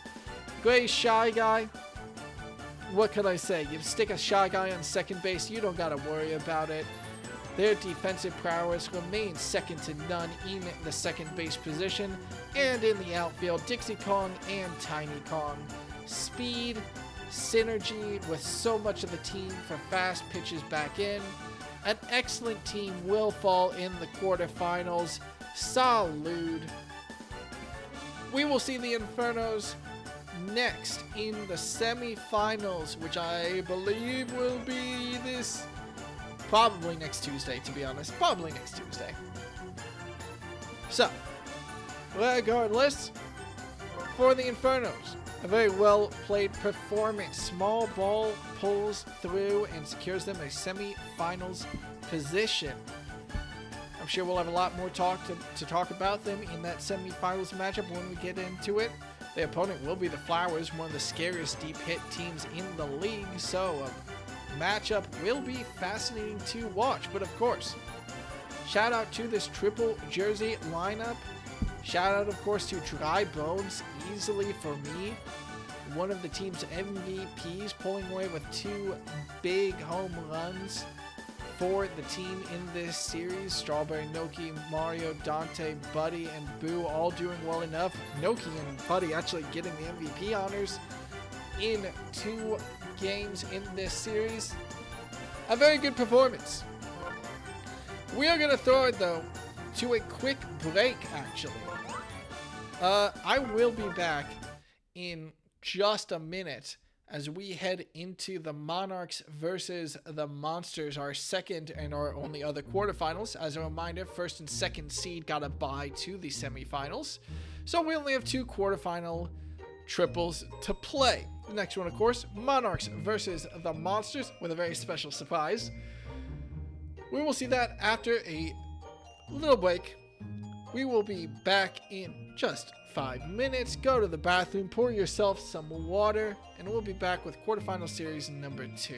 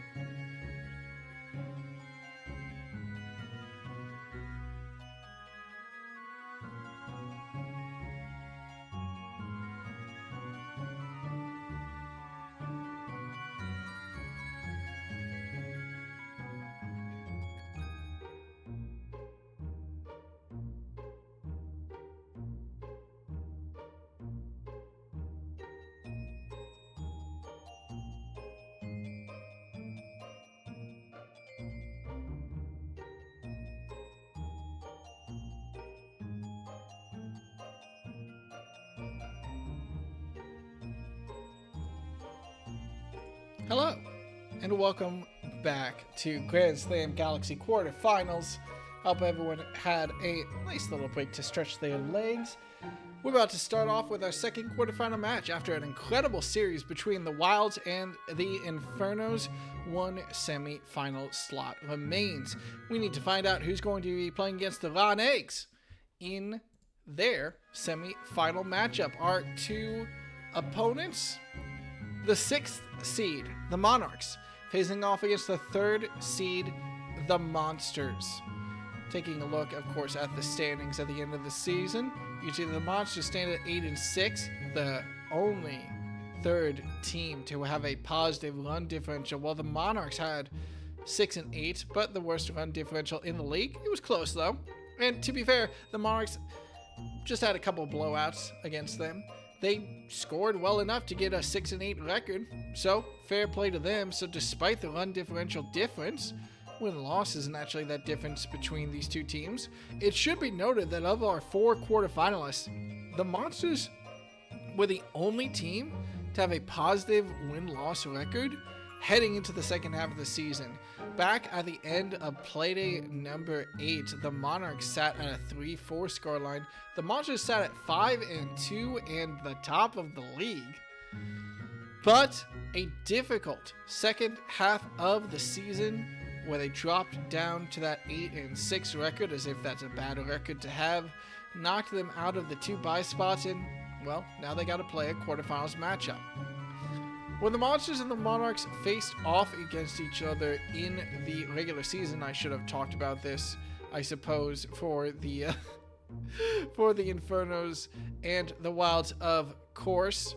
The Monsters actually got the away game in the first half of the season, where they triumphed over the Monarchs 6-1 on Mario Stadium, a game that was actually really close until the last couple of innings. And of course, in the second half of the season, when the Monsters had home field advantage against the Monarchs, the Monsters chose to head over to, where's that game? There we go. Head over to Warrior City, where in another pretty close game, the Monsters still triumphed 7-12, so 2-0 in the regular season. They actually did not play against... Oh, I opened up the wrong thing and got confused. They actually did play against each other in the preseason as well, where the Monsters did a little bit better, winning 2-13 on Wario City. You'll be happy to know that Warrior City was banned out by the Monarchs, so no heading there in this series. No. Instead, the Monsters have chosen to head back first to that great initial start of Mario Stadium for them, where they had that close game against the Monarchs early. The Monarchs, for home field, have chosen to take us to, where else but Yoshi Park. The extra chaos, hoping to help a little bit of a team that's more focused on the infield and shallow outfield hits. Fair enough, respectable. And the Monsters, with the tiebreaker opportunity, we're heading over back to Daisy Cruiser, this time during the daytime, where we can expect those tables to interfere a little bit more with short catches, but not have that much interference with big outfield catches when they should become necessary. And when it's a Monsters in the series, it will become necessary. Well, we'll see how this series heads off. We'll head now into game number 1 and talk about these two teams' rosters. Both of them have been relatively static over the past couple of seasons. The Monarchs have kept the same batting lineup, same outfield, same everything since Playday number 1. The Monsters tried a little bit of experimentation before they finished their group, but have been basically static for, I think, like the last 10 or 11 playdays. So definitely two of the teams with the longest running consistent team composition and players and outfield and batter's box and everything. Heading into this one, 2 titans of stability facing off. For the Monarchs, they have one of the best pitchers in the league, of course. Peach. Destructive fastballs, if she's allowed to keep rocking them. Of course, the big problem for the Monarchs is that after Peach falls off the mound, who comes up next? So if it's a big slugging game, if this is a game where a team goes over 10 and it's not the Monarchs, well, the Monarchs tend to fall apart quickly. It'll either be a low-scoring game or a blowout for them. The Monsters, on the other hand, with what I like to call the death lineup, Bowser Jr., Darkbones, Bowser terrorized the league throughout the first half of the season, but have been kind of cold recently. They've had actually a little bit of difficulty producing. Goomba, Koopa, Paratroopa is not exactly the hottest first three batters. If a couple of them succeed, of course, it's great going into the death lineup. But a little bit weaker performance from those three in the back half of the season is kind of what led to the 8-6 Monsters roster play. So we'll see if they're able to produce. They definitely won't have trouble on pitching. Magic Koopa, Bowser Jr., and Bowser, I don't think you could ask for a better three to have this game going. And then we've got a pretty consistent batting back end of Magic Koopa, Iwata, and Drybones.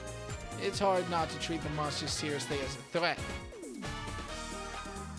We're going to head now into game number one in a little bit of a surprise that I didn't tell any of the coaches because I forgot to, but I did set up a little something for the playoffs because I was so rudely denied.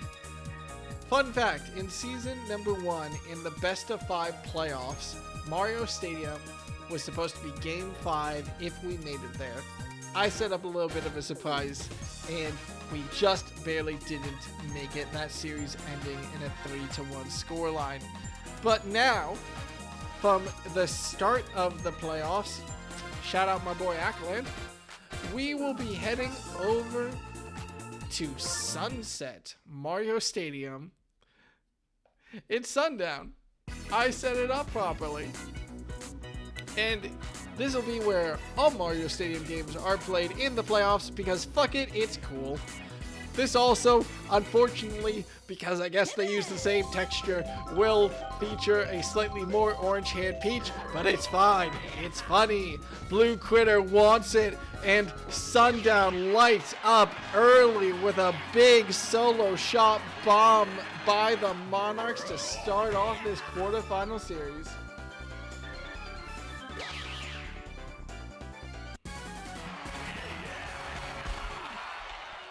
Well, that's pretty good for them. The negative run differential doesn't mean now. All you gotta do is have some wins heading through the quarterfinals. Narissa won't have a lot of luck though. Her ball will go straight over to Bowser at second base. So, Magic Koopa versus Blue Shy Guy. Where do we go from here? Well, we go to a 1-1 count for batter number 3 of the Monarchs lineup. And a big pop fly. Bowser is under that one, but because it's such a big pop fly, and a rare turn of events, on a I forgot to check to make sure that all the batters were correct before we started. Goomba, Koopa, Paratroopa, Bowser, yeah, that's alright. This was the one that I was the most careful of before we started, so I'm less worried about it, but God, is it still scary. Blue Noki caught out, and Bowser Jr. manages to rocket it over to first for the double play. God, don't make me turn away the solo shot bomb from Blue Critter to start off this series. That'd be so funny. Blue Toad to that. Yeah, everything looks right here. 2 strikes against Goomba. Toadsworth, ever the veteran, facing it down with Grace. But once Goomba manages to get a hit, can escape the infield. Blue Critter dives for that one, and the Monarchs start with a home run on offense, start with a nice, safe infield catch on defense.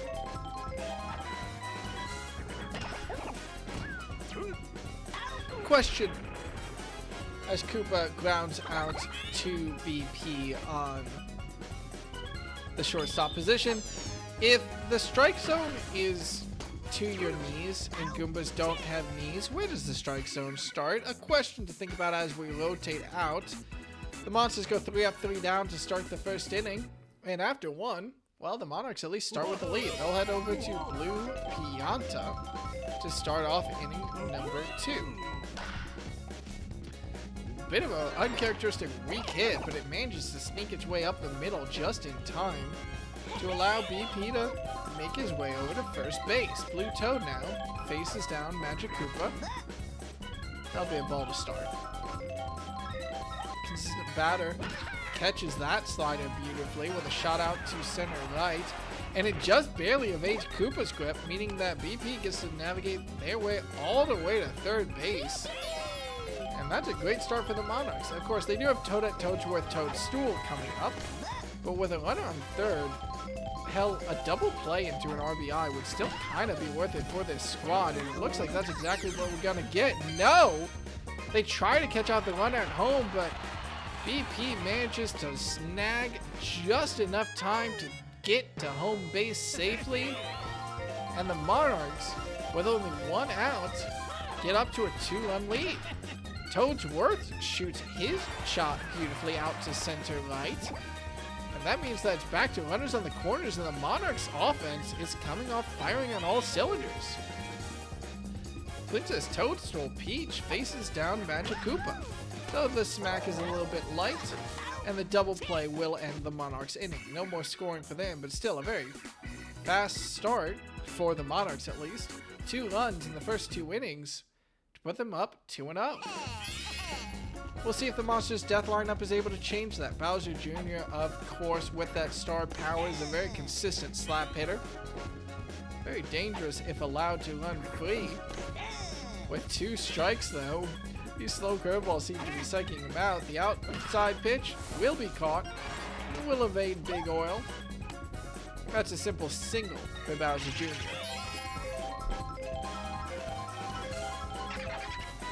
Dark Bones faces down Toadsworth now.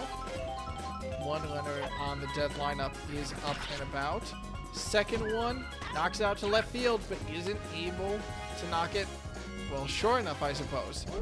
That'll land right in the left fielder's glove for out number 1 of the inning. Bowser, can you bring your son home quickly? Line drive won't do it, but will still grab the grass. Runner on first, runner on second, and Toadsworth starting to tire, as we expect him to pretty early. And the Bowsers both managed to get on base. The death lineup doesn't bring any runs, but they do have a runner in scoring position, and Magic Koopa isn't exactly a bad batter. But it's too bad for the Monsters as Magic Koopa hits it right over to Blue Critter on second base position. Turns it over to BP on second base itself for the double play. And we're heading into the third. The Monarchs maintain a 2-run lead. Not only that, but crucially, Toadsworth will last through at least the start of the third inning. And every extra inning he survives on that mound is a huge boon to these Monarchs. Blue Critter strikes well enough to start off the third. No big solo shot bomb this time. It's just a single, and Bowser Jr. will be brought in to help out a tired Magic Koopa. Narissa does find good contact this time. Another solid shot out to center right. The away team's dominating in the playoffs as Narissa gets a great double. Runner on second, runner on third, and Blue Shy Guy up with no outs. A little bit of a gulch before consistent batters on this Monarch squad, as that line drive to third base shows. Narissa and Blue Critter forced to tag back up on second and third safely as Blue Shy Guy is thrown out at first. That's 1. Next hit, Blue Noki tries to escape out to left field, but Magic Koopa reels it in for out number 2. So despite having a runner on second, runner on third, these runners are starting to look a little bit stranded unless Big Oil can bring them home. Slider, caught by BP. This one's beautifully out. That'll bring in at least Blue Critter. Koopa and Paratroopa struggle with it. That means Narissa touches home as well. And the Monarchs are off to a 4-0 lead in game number 1 of the quarterfinals. What a beautiful showing from them as Blue Toad comes up next. Curveball from Bowser Jr. caught beautifully by Blue Toad. That's at least a single, and after Paratroopa just isn't able to get a glove on it, BP manages to navigate their way to third base. Runners on the corners again. Toadette, can you make this a 5-0 lead for the Monarchs? A paintball will make it difficult. Contact anyway, but Magic Koopa snags it for out number 3. So the Monarchs, 1 run in inning number 1, 1 in the second, 2 in the third, 4 up, and the Monsters have yet to respond. A Awada is batter number 8 for the Monsters. We'll start off the bottom of the third here. And the Monsters have yet to start playing on hard mode. As soon as Toadsworth starts tiling out, Peach comes in. That's where the Monsters really enter the hot zone. Out number 1 against them. Blue Drybones wants to start off this Monster offense, and yes, he will. It's a blue player for both teams. Blue Critter starts off the scoring for the Monarchs. Blue Drybones says, hold my water, and successfully drills a bomb to start the scoring for the Monsters. 4-1 now, and it's a 3-run game. That'll chase Toadsworth off the mound. And Monsters, welcome to hard mode. It's a playoffs Peach. And the boon will make this extremely hard for the Monsters offense. Goomba, regardless, catches the attempt at a slider for a very clean double. Very well played from him. And the Monsters are already back in scoring position. Koopa, can you take advantage? Fastball from Peach right down the middle. Koopa stacks it. Goomba will run to third, and BP decides to throw it to third. Goomba will tag up safely, meaning Koopa reaches first safely. We have runners on the corners.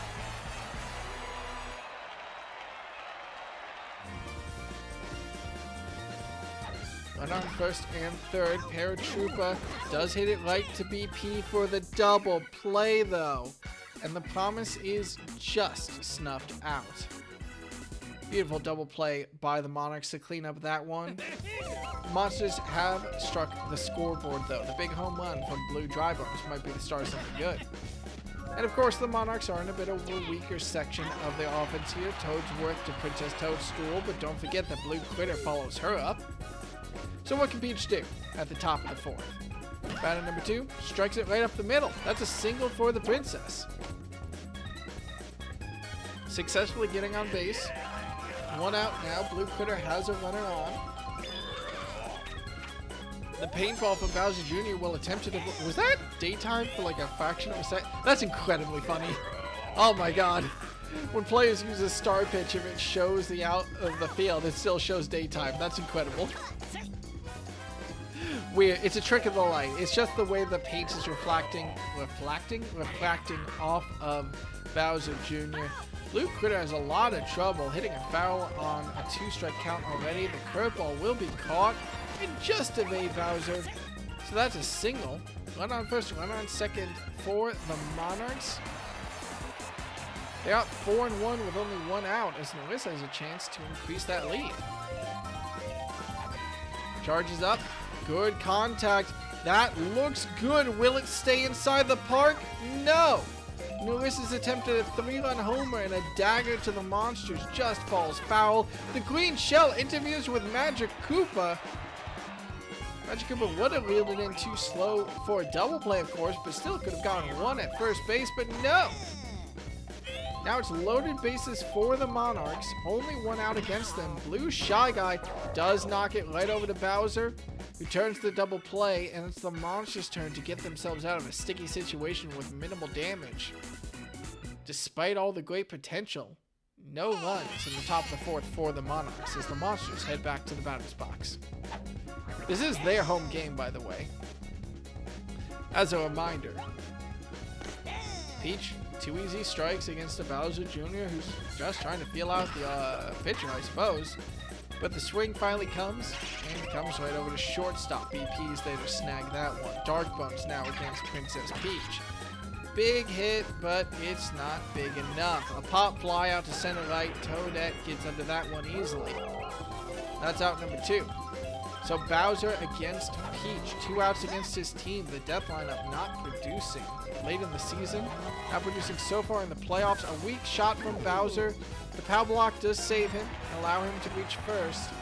But his team is still 2 outs down. And Princess Peach is a monster. Magic Koopa might be able to catch her pitch, but not with any power.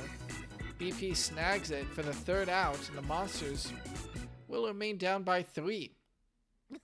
The 5th inning now, and these Monarchs offense continues to look great.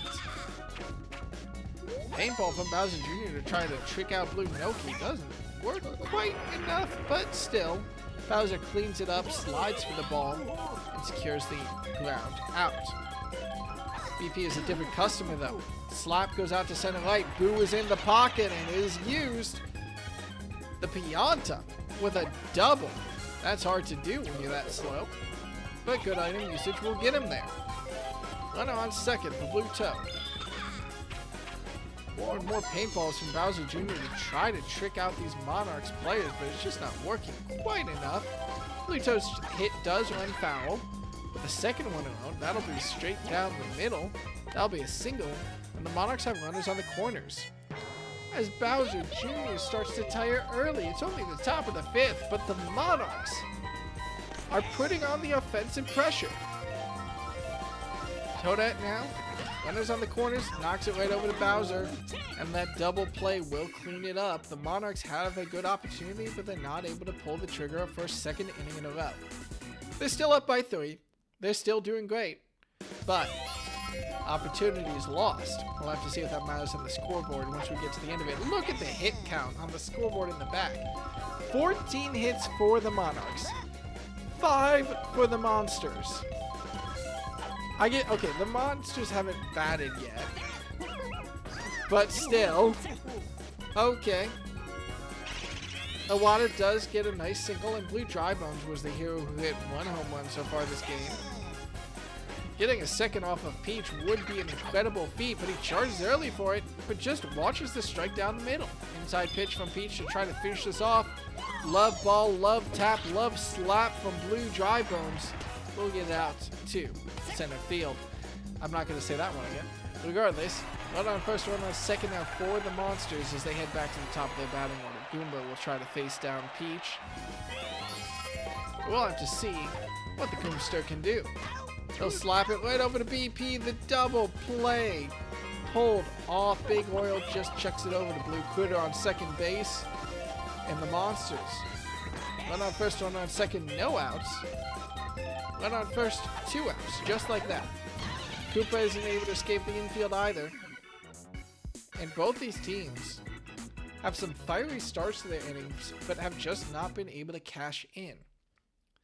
So the Monarchs now, at number 8, Toadsworth, will face down a tiring Bowser Jr. in the top of the 6th. It's only 4-1, so this game could swing very hard in the Monsters' favor late. Reminder, that's what happened way back at the start of the season when the Monarchs and the Monsters played. It was so close until we got to innings 7 or 8.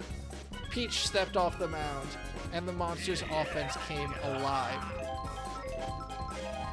This 4-1 from the Monarchs will definitely help them out, but Toadsworth and Peach both getting out doesn't exactly help things. Blue Critter isn't able to find success either.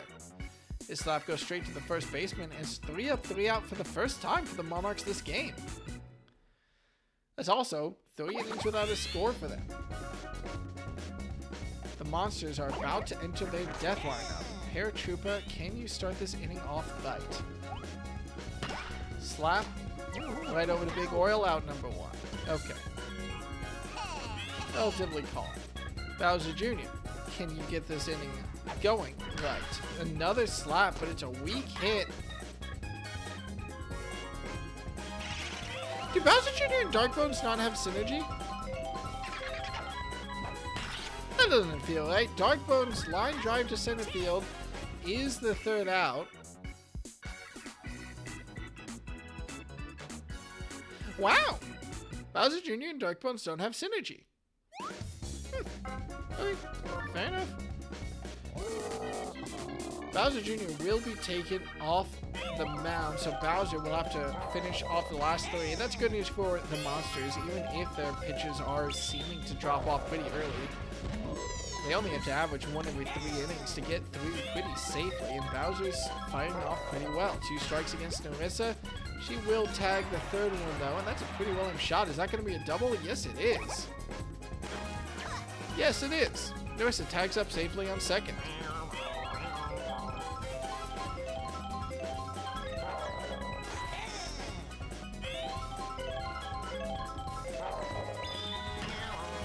Blue Shy Guy. Star hit. Held on to tight by Goomba, though, and that's out number 1.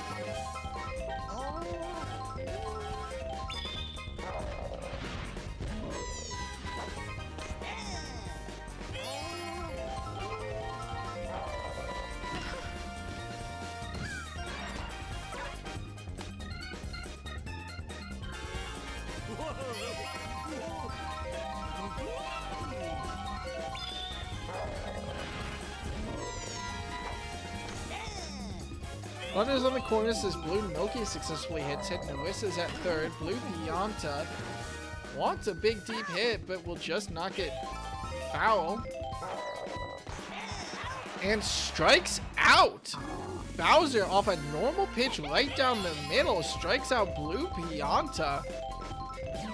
2 outs now against the Monarchs, but Blue Toad, despite the attempt to reel it in from Magic Koopa and with a little bit of Boo assistance, will not just bring in Nerissa at third base, but will allow Blue Noki to run all the way to home from first base. And the Monarchs are now up 6-1. A 5-run lead for the Monarchs on Mario Stadium. Well, the gambling odds were not in their favor, but the 7th continues to shine for them. Bowser, frustration. Starts throwing out bullet bills against Toadette. Look at her face. Toadette's face as she charges up the bat. Regardless, she knocks home a clean single. These Monarchs are looking unstoppable. Runners on the corners for Toadsworth. All it needs to be is a pop fly or something. A line drive caught out by Blue Drybones will do just the trick. And the Monsters will head into the 7th inning stretch down by 5. In these quarterfinals, where they've only managed to score 1 run off a solo shot bomb from Blue Drybones, Bowser faces down Peach and gets weak contact immediately thrown out. Magic Koopa faces down Peach now. Charges up, watches the first strike fly by him. Inside pitch, caught by Magic Koopa. This one's a pop fly out to right field. That's a single. Magic Koopa does not have the speed to try to run for second while the outfield scrambles for it, and good on him. Gotta recognize with your old age and your wisdom what you can and can't do. What Blue Critter can do is dive to snag Iwata's ball, throw the double play successfully over to the shortstop on second base of BP. BP turns it over to first base of Toadsworth. And the Monarchs head into the 8th inning, still holding on to a 5-run lead. I don't think we've seen Peach act tired yet either. The defense completely locked down. An away team is yet to win so far in the quarterfinals. Sorry, a home team is yet to win so far in the quarterfinals. And Blue Critter faces down Bowser. Early charge, but weak contact. The power block will not save the double play, as it hits directly onto Peach. So the Monarchs are cleared off. Nerissa is up, but they're not feeling a lot of pressure here in the last innings. Despite 3 quick outs against them, the Monsters still need to find some sort of answer. Peach coming off. The mound is what they need. They have 2 innings to chase her off, and that's just not a lot of time. She's been doing pretty well as she faces down Blue Drybones. Batter number 9 for these Monsters. 2 quick strikes. Pitch number 3. Blue Drybones will catch it for a single. Every base hit matters. You want to see Peach collapse if you're a Monsters fan. That's the only win condition. Goomba, the top of the order now, faces her down. Catches the curveball attempt. Another good hit. And once again, the Monsters start off the inning pretty well with 2 base hits, 2 singles.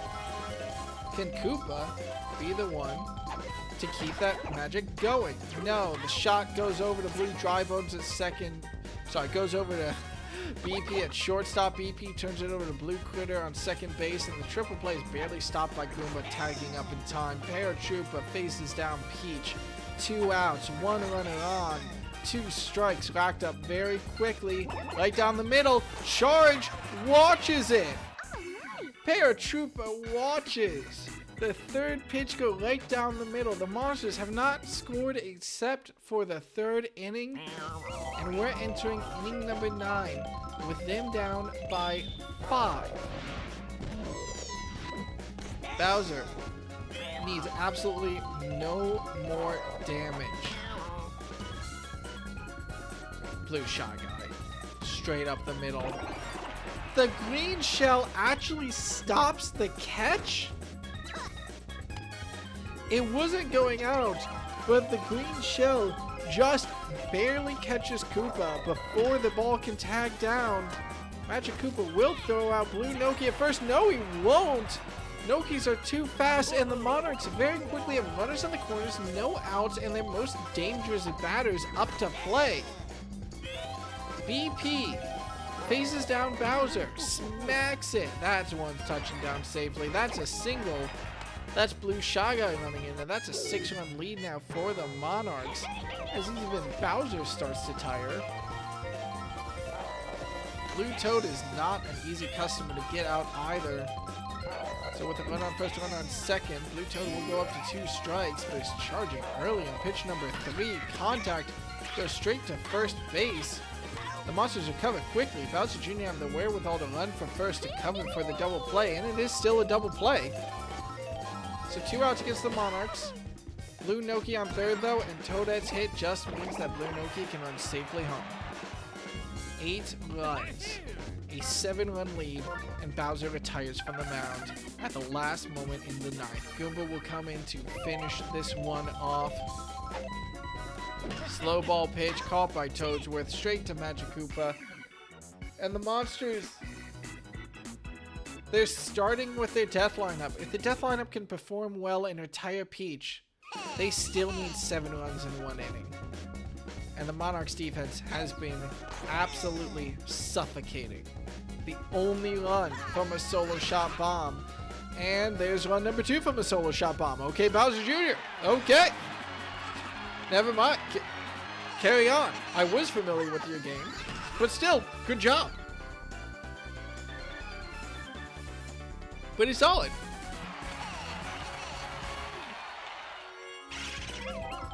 So, 8-2 now. Darkbone steps up against Peach. It's a line drive, but VP will be able to snag that one. 1 out against your team, Bowser. You're down by 6. Your son scored a home run. Can you catch Peach out? Inside pitch, charge, watches it fly. Bowser, come on, outside pitch, buddy. Snaps it up the Bowsers. Both get 2 home runs in the bottom of the 9th. So far, all of the Monsters' runs have been from solo shot bombs. But at least Bowser Jr. and Bowser both managed to snag one. Peach is fine. She doesn't mind. Magic Koopa, your team is 1 out against it. Okay, 2 outs against the Monsters. And the last batter for this team may very well be Iwata. He faces down in a 2-out situation. No help on. He does have item support, but he'll watch the love ball fly for strike number 1. Pitch number 2 comes in, and it's a simple bit of a curveball down the middle. That's a ground out. The ball game ends, and the Monarchs absolutely ruthless on Mario Stadium against the Monsters with an 8-3 victory. Listen, none of us might have counted the Monarchs out, but 8-3 is a statement on Mario Stadium. Just like I said, if you can't crack through Peach, well, what are you gonna do?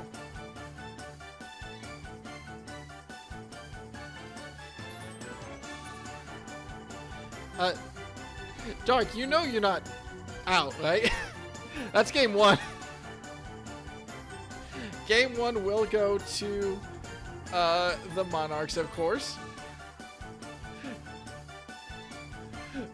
Big MVP honors go to BP, locking down that shortstop position, of course, and with some solid batting performance also. 8-3 is very impressive. Very, very impressive for this team.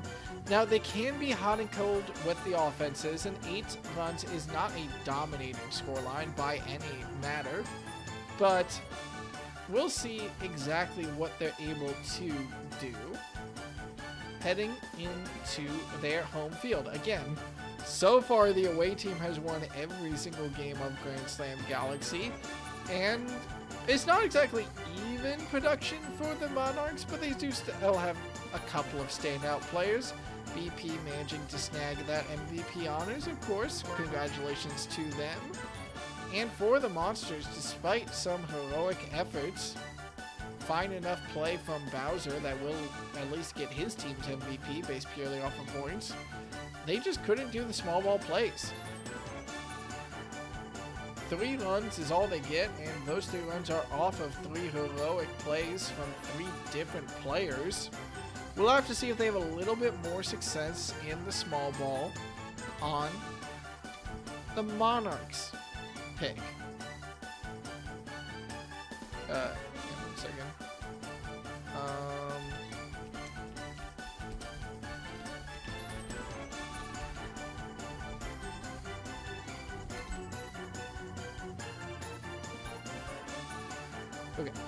Okay, we're all good. Okay. The game is in the books. We're recorded. We're good. And we head over to the Monarchs pick of Yoshi Park. I mean, it's a fun pick. It's definitely a weird pick. The train can, of course, interfere at any moment and give teams big home runs when they need them, or seal their fate if they don't. The Monarchs did, of course, end their season with an 0-12 lockout against the Infernos on Yoshi Park. The last time they went to it was actually 20-14 against the Flowers. Actually, I'm just looking over the Monarchs. Okay, the Monarchs did score 0 in Playday number 11 versus the On Eggs, but their end of this season was very, very good. 20-14 against the Flowers. It was a losing effort, but still a very high scoring one. 7-12 against the Monsters. Again, a losing effort, but a very, very good performance. And then 0-12 against the Infernos. The Monarchs are just coming in hot in these quarterfinals. Can't count them out. Count them up. They're up 1 game. They've looked fantastic. As long as their game plan continues, and as long as Toadsworth and Princess Toadstool Peach can keep locking down that pitcher's spot, it's been scary for these monsters. Now, for some reason, so far in the playoffs, a home team has yet to win. So, if the Monarchs want to go 2-0, if they want to do a semifinals appearance against the team who shut them out, those Ron Eggs, they'll need to be the first team to win home field advantage. And Yoshi Park is a fickle lover. We'll see whether or not it decides to help out the Monarchs, or whether it'll throw the Monsters a bone and send us to another decisive game number 3. Teams are looking all set here, so I believe we are all good to run it. Everything's good. Everything is good. All right. Let's head now to game number 2 of this quarterfinal series with the Monarchs up 1-0. They get home field advantage heading to Yoshi Park.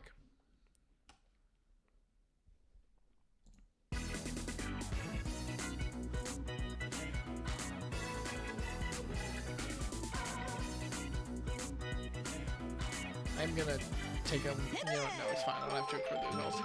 So, Goomba, what can you do?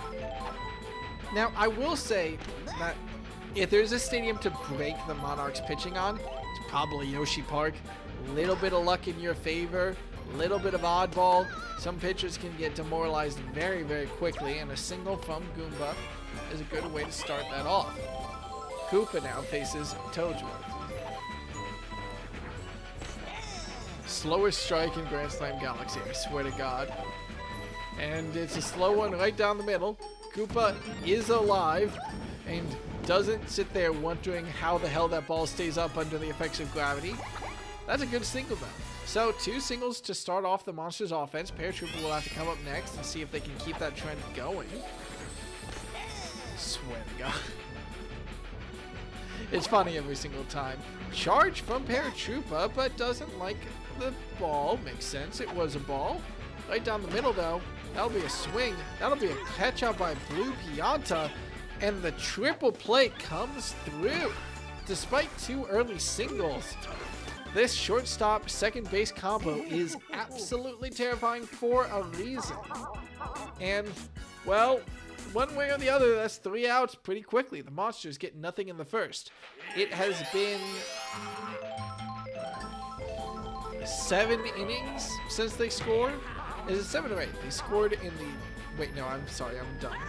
For some reason, I thought the Monsters only got one home run last game in the third, but no, they scored 2 nice ones in the ninth. Regardless, Blue Critter continues their successful run for the Monarchs. A clean single with that hit out to center right field. Narissa faces down Magic Koopa. Pretty good performance for her in game 1. Can she keep it up in game number 2? The slider comes in, and that's a good smack. But Bowser's able to field it for a double play. A low-scoring game definitely favors the Monarchs. Any low-scoring game does. But Yoshi Park is not the type of stadium where we usually see that, despite this slow start in the first. Blue Shy Guy faces down Magic Koopa now. What can he do? Well, he can face a pitch right down the middle, deep slider, timed beautifully, and that is a very solid single off that shot to left field. Blue Noki's up next for the Monarchs. Anytime a player charges as the train is emerging from the tunnel, my heart stops. But it's a simple slap by Blue Noki for the single, runner on first or runner on second, with 2 outs for the Monarchs. Blue Pianta is as consistent a batter as ever, and with 2 runners on, that's a scary prospect. Will the first run come in quickly? Magic Koopa, do your thing. Outside pitch. BP smacks it, but it's very slow.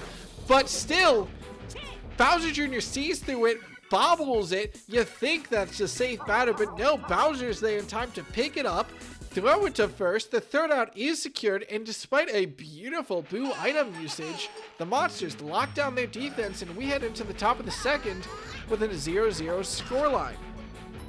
Bowser Jr. will start off the death lineup and start off dead. Line drive to center field, flies right over to Toadette. That's out number 1. Dark Bones. Dark Bones save the Monsters. Inside pitch is caught, and a simple slap will get a single.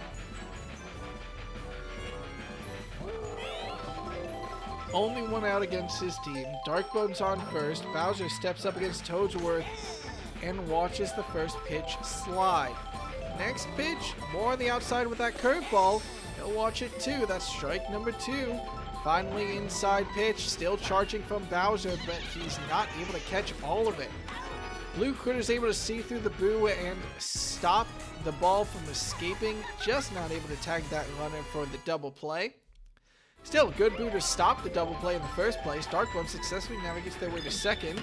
And a star hit from Magic Koopa will bring Dark Bones not just a third, but the recoil sends Toadette back.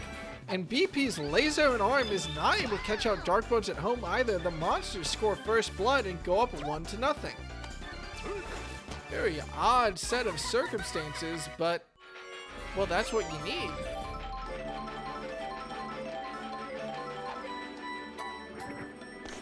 Toadsworth faces down Iwata. Batter number 8 for these Monsters.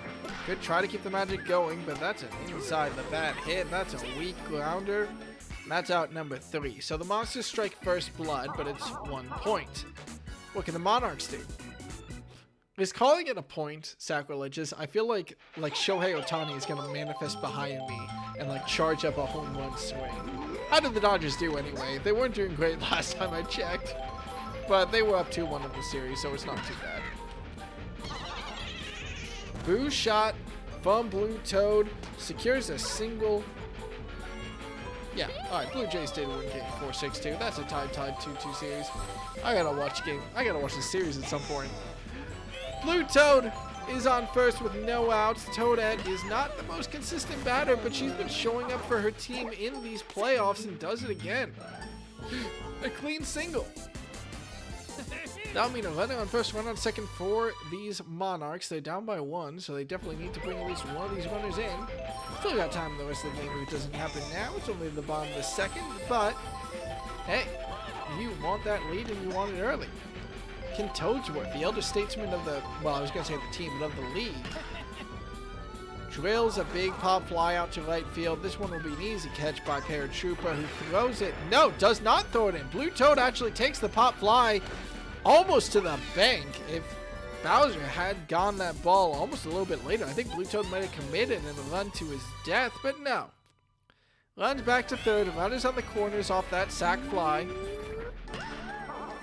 Peach with a good shot of her own. Paratrooper will field it quickly, and Peach will be caught out on first, but it's still an RBI, and the game sits tied. Incredible resilience from the Monsters to throw that ball in fast enough to catch out Beast at Peach?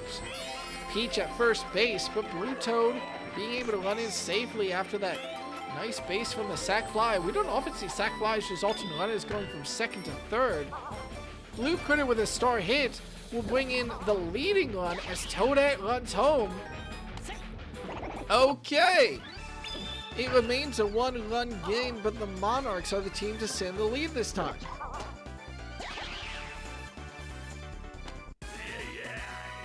Beautifully played, beautifully played. And that will change the starting pitcher for the Monsters off the mound. Bowser Jr. comes in. I think Magic Cooper lasted a little bit longer this time, so fair credit to him. Paintball from Bowser Jr. immediately to, well, try to catch out Narissa. Strike number one. Inside pitch. Narissa's ready for that one. Not ready enough. Bowser fields it. And the Monarchs will head to the outfield. The Monsters will have to regroup in their dugout. It's a 1-2 game with the Monarchs leading heading into the top of the third. So what can Blue Drybones batter number 9 do for his team? Well, against the still relatively fresh Toadsworth, he's not able to do much. His hit goes right over to Blue Critter, and that's out number 1. Toadsworth will start to tire. That's an important start. And Yoshi Park, especially against the Monarchs, you need to tie him out early, but Goomba's hit also just rockets straight to Blue Critter. That's out number 2. Koopa, can you do anything for the Monarchs in the third? Yes, a good line drive. Boo assisted to probably stop Blue Toad pickup. The train will not be in time. That's still a double from Koopa thanks to the Boo saving his team. These players know it's the playoffs, I swear to God, as Paratrooper steps up. Tying run is on second, but it's difficult for Paratrooper to bring that one in. Can he do it against Toadsworth? Charges, that's what you want to see from a player like this. Big shot out, but it's a little bit too big. Toadette and Blue Noki will watch it bounce off the wall. It's not high enough, so they don't jump for it, so they let it bounce off the wall, and what could have been a nice and easy out turns into Koopa running home and a tie ball game with a runner on second. Paratrooper makes us 2-2 as we enter the death lineup. Bowser Jr. Can you snag this lead back? Well, you'll have to do it against a fresh pitcher as Toadsworth is taken off the mound and Peach, the final boss, comes in. You might be thinking to yourself, isn't this a little early for a final boss? Well, she's a damn good boss, what can I say? Runs on the corners after Bowser Jr.'s single though, so Darkbones just needs to find a base hit to give the Monsters a one-run lead back. No, he's not able to do it. Weak contact goes over to BP. It's a ground out, and we are at a tied game heading into the bottom of the third. Now, Bowser Jr. did tire out actually relatively late for the Monsters last game. They get all the way to the 7th. We're keeping a close eye on him.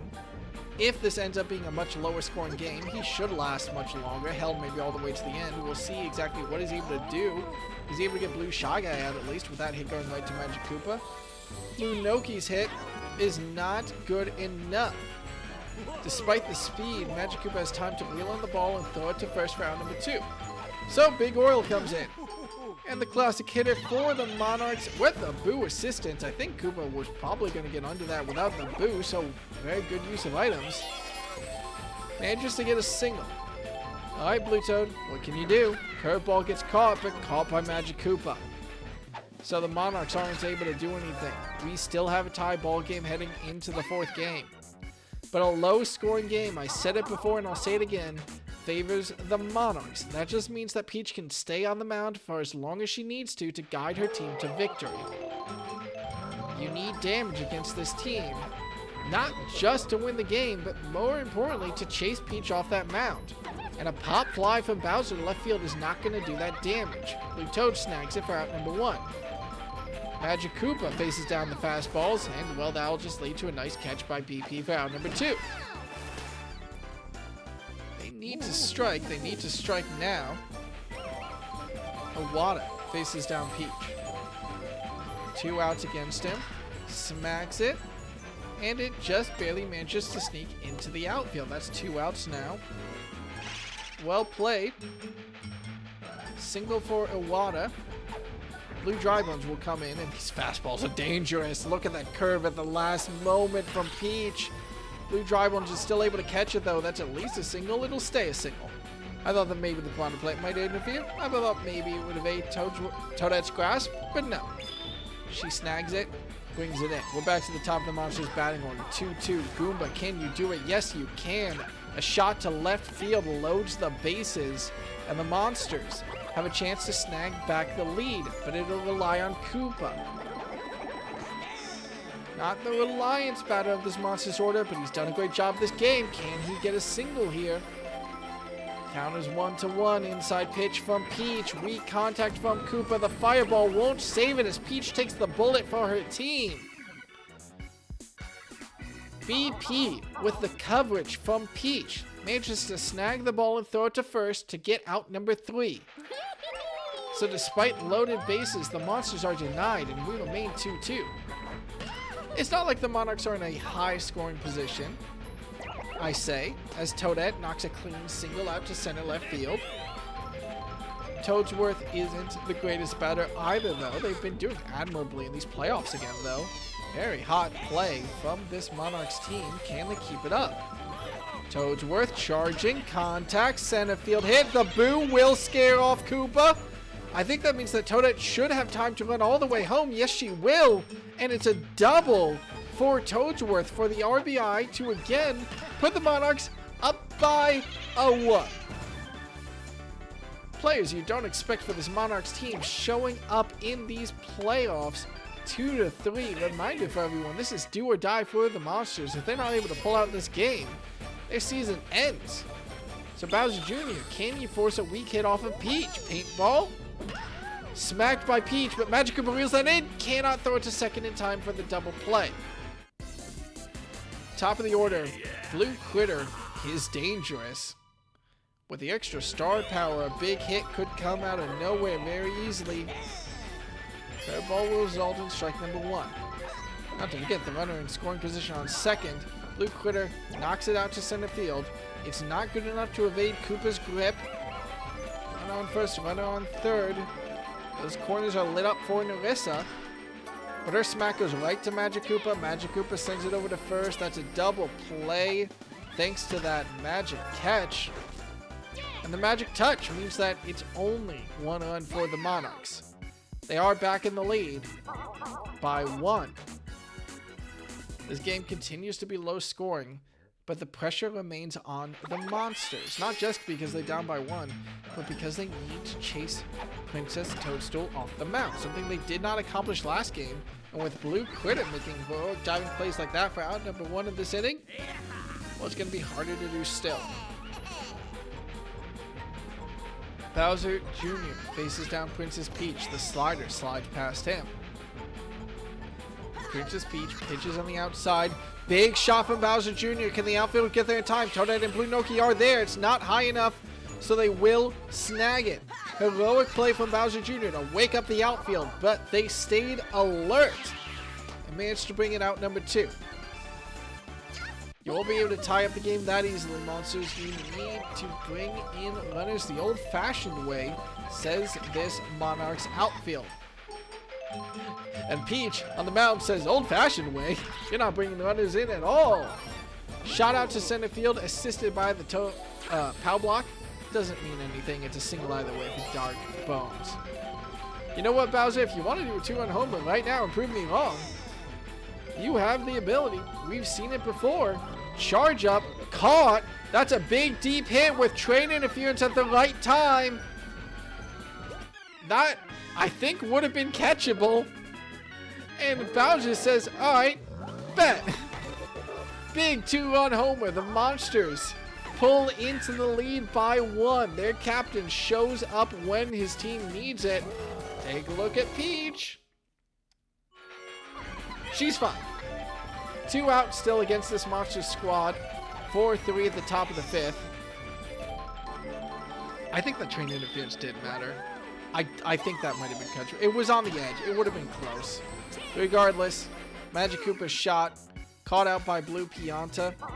The Monsters are in the lead by a margin of 1 yet again. But they're in the lead for the first time this game. Again, if they can get Peach off the mound, their offense can come alive. Maybe start to run away with it. Bowser Jr. won't have that much trouble staying on the mound in these conditions. Slap from Blue Shy Guy out to center field. Will earn a single. So the Monarchs offense can keep this going. They can keep this going. Blue Noki is the player who will have to try to do it. Let's see what she's able to do. Oh, it's a charge hit out to left field. But Goomba gets under it just in time. That's out number 1. But still, run on first. Big Oil. Blue Toad up next. Those batters can easily bring in a runner from anywhere on the field. Can Bowser stop them? Can Bowser Jr. stop them? Excuse me. Slap from BP. Just runs foul by an inch. That would have been a runner on third at least. Next hit is another hit. So that's a good single from Blue Pianta. That'll be a runner on first, a runner on second with 1 out. Can Blue Toad bring Blue Shy Guy home? It'll have to be a well-aimed shot. Blue Shy Guy is not the fastest runner, but the Monarchs could tie it here. They could. Charge hit down center field. It's not well aimed enough. It's going to be a single. It'll load the bases.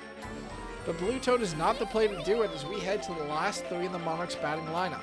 Toad has been pretty good these playoffs. She has boo interference. Magic Koopa will reel it in. I think the boo interference might have stopped the double play. It's hard to know. Reeling in that ball takes so long. But Bowser Jr. starts to be tired. There's 2 outs on the board. Runner on second and third.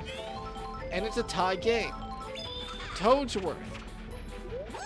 Can you get this one? No. He knocks it right over to Bowser. We are tied. This game is 1 of inches heading into the 6th. Full credits to both these teams. It's low scoring, but it's a very good number of hits. Both these teams are getting runners on the bases basically every single inning. Iwata proves what I'm talking about with a shot out to... Oh, no, don't be in... Okay. If that ball knocked the other way, if it knocked to the outside wall, I was terrified of a triple or even it wouldn't have been inside the park home run, but it would have been a triple. Regardless, Iwata on second, thanks to a little bit of train interference. Star shot from Blue Dry Bones. Don't bobble it. Get under it, Blue Toad. Iwata hesitated, but Blue Toad doesn't get under it. Waits it out. Thankfully, Iwata does not take advantage, and there's the dagger. Peach starts to tire. And a shot up center field barely evades BP's grasp, allowing Iwata to run home off a single from Goomba. The Monarchs could lose their grip on this game. The Monsters up by a run, and Peach is coming off the mound. Blue Noki brought in from right field, excuse me. Synergy is maintained in the outfield. But Peach is not the speedster. Regardless, Blue Noki's first opponent, Koopa, does hit into a double play as Blue Critter dives to the ball and turns it over to BP on second base. Fair play. You catch out Koopa. Blue Dry Bones, who was on second, gets caught out. 2 outs against the Monsters with Paratroopa up and Goomba on first. That's a grounder, which will clean up the inning, so Blue Noki doing admirable in their job so far. I have to see if they're able to keep it going. The Monsters hold a 1-run lead in their do-or-die game. And take Bowser Jr. off the mound in the 6th. Bowser will have to try to see this through. As a reminder, he came in the 7th last game and was still not able to close it. I think Goomba had to come in for like 1 or 2 batters. Peach hitting a good single. The Monarchs continue to show up in the playoffs.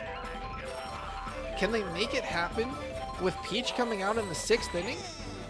Well, Blue Critter, if you can show up in this game, now more than ever, Goomba, bullet bill pitch from Bowser. They say he has a cannon of an arm.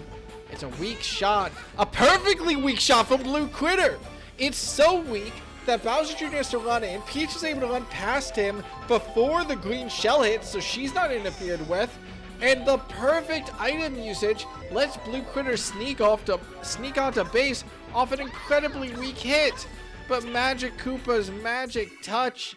It's the monster's turn to turn a triple play and shut the Monarchs down. They will maintain their 1-run lead heading into the top of the 7th, and uh-oh.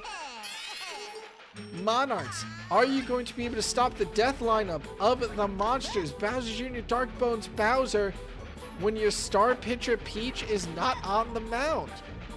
Blue Nogi's doing a good job of testing Bowser Jr.'s patience with wide curveballs.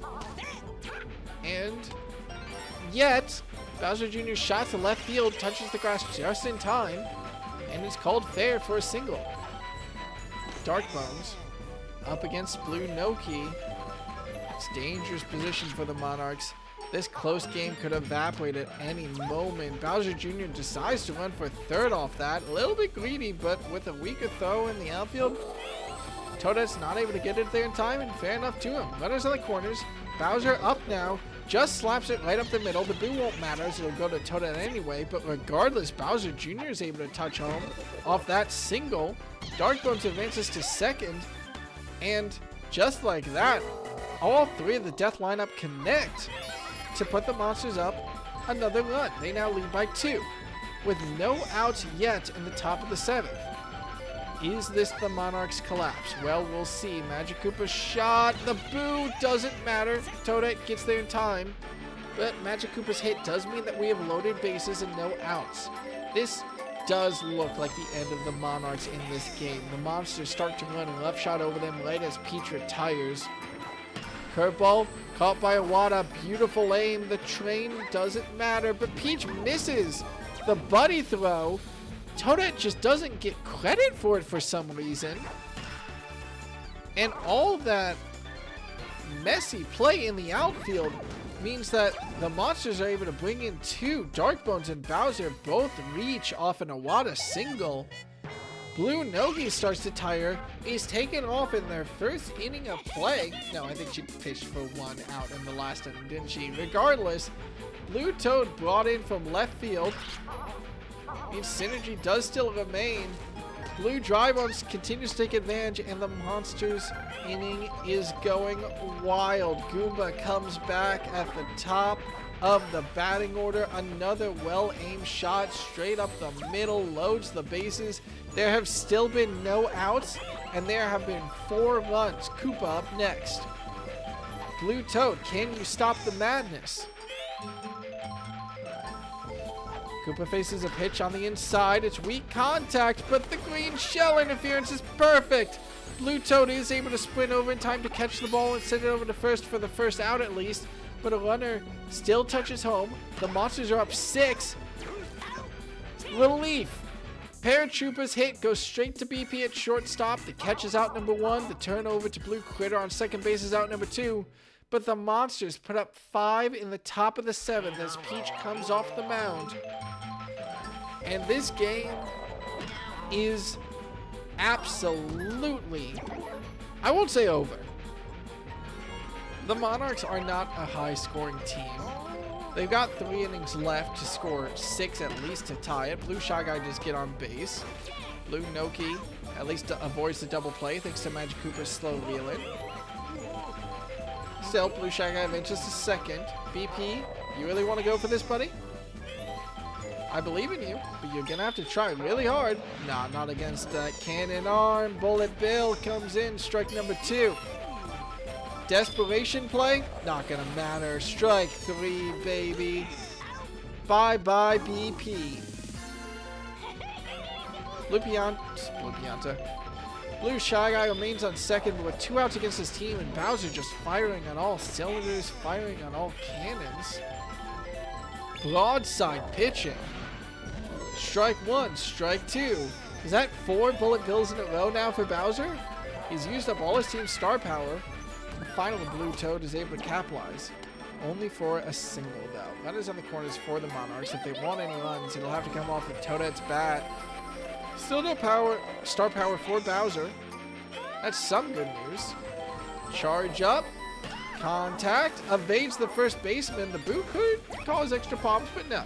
Toadette does manage to knock away a single, and the Monarchs do at least get something this inning. They still have a runner in scoring position, of course, since there is, of course, Blue Toad on second. Can Toadsworth bring him home? Charge hits is what the man needs. A slap would not bode well. Contact. Big pop fly. Oh, bananas. Not bananas. Koopa, keep you cool. He does. Koopa, not scared by the banana item, successfully snags the ball. The Monarchs only get 1 in the 7th. They're still down by 7, and, well, we're back here to Bowser Jr. He started at the top of the 7th, he's starting the top of the 8th, and he's gone. Alright. Slap goes to Blue Quitter at second base for out number 1. So, not going to fire off quite as hot as the last inning, but still. If the Monsters do any damage, it's, well, damning to the Monarchs, who still have to put up 5 and 2. Darkbone's getting a single, ain't bad. Keep that spirit.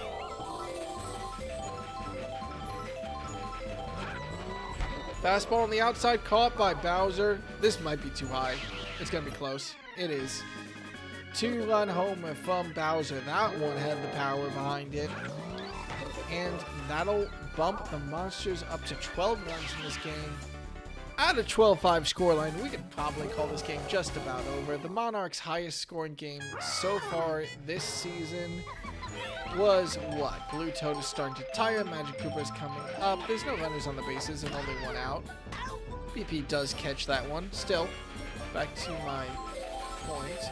What was the Monarchs' highest scoring game this season? Was it 10? Single from Iwata? Highest scoring game? Oh, it might have been actually the last game of the season. It was. Yes. Yes, it was. No! Their highest scoring game was actually their loss against the Flowers on this field. Yoshi Park, they lost 20-14. Their biggest win was, of course, the 0-12 scoreline against the Infernos and played at number 14. Regardless, Goomba's shot is caught out by Toadsworth. Gets out number 3. Excuse me if I was a little bit not paying attention there. I was trying to confirm some facts, and the Bowser home run was all the Monsters needed. So, if the Monarchs want this game, they need to score basically the highest scoring game of the season. The pop fly from Peach is not going to help. Bowser Jr. secures an early, easy out number 1 in the bottom of the 8th. Blue Quitter, what can you do?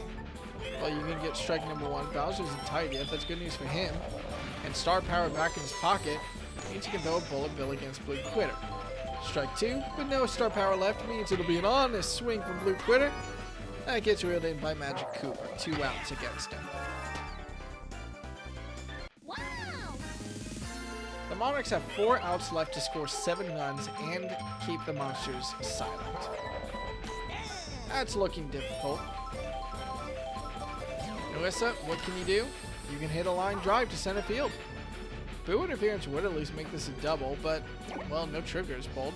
It's a double regardless. Fair play, Nuissa. Alright, Monarchs, can you bring in a point? Bottom of the 8th, Blue Shy Guy, do we believe? Slap hit. Evades Magic Koopa by an inch.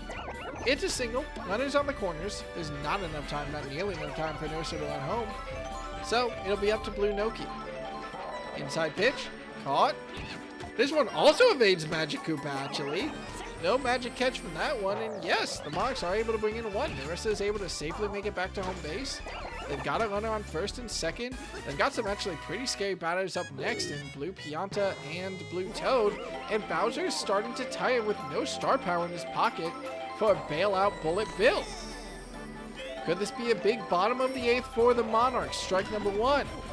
Lee P connects. Fireball stops Koopa from throwing it in. I don't think it mattered, but still, well enough.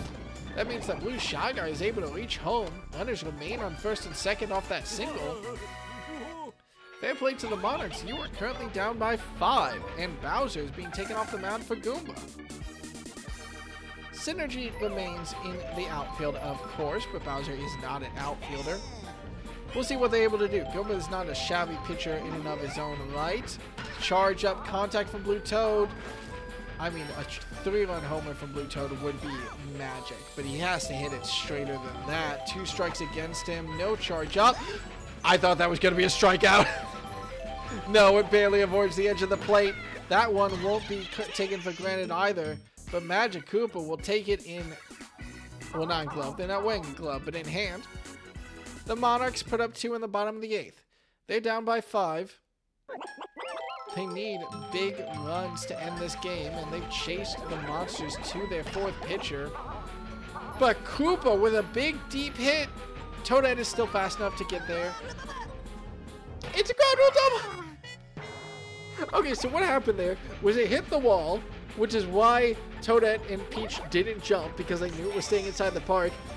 Fell off the wall, landed in the train. Normally, if you land in the train, it's a home run. But we learned today, for the first time in Grand Slam Galaxy history, I'm pretty confident that if you bounce off the wall and then land into the train, it's a ground rule double.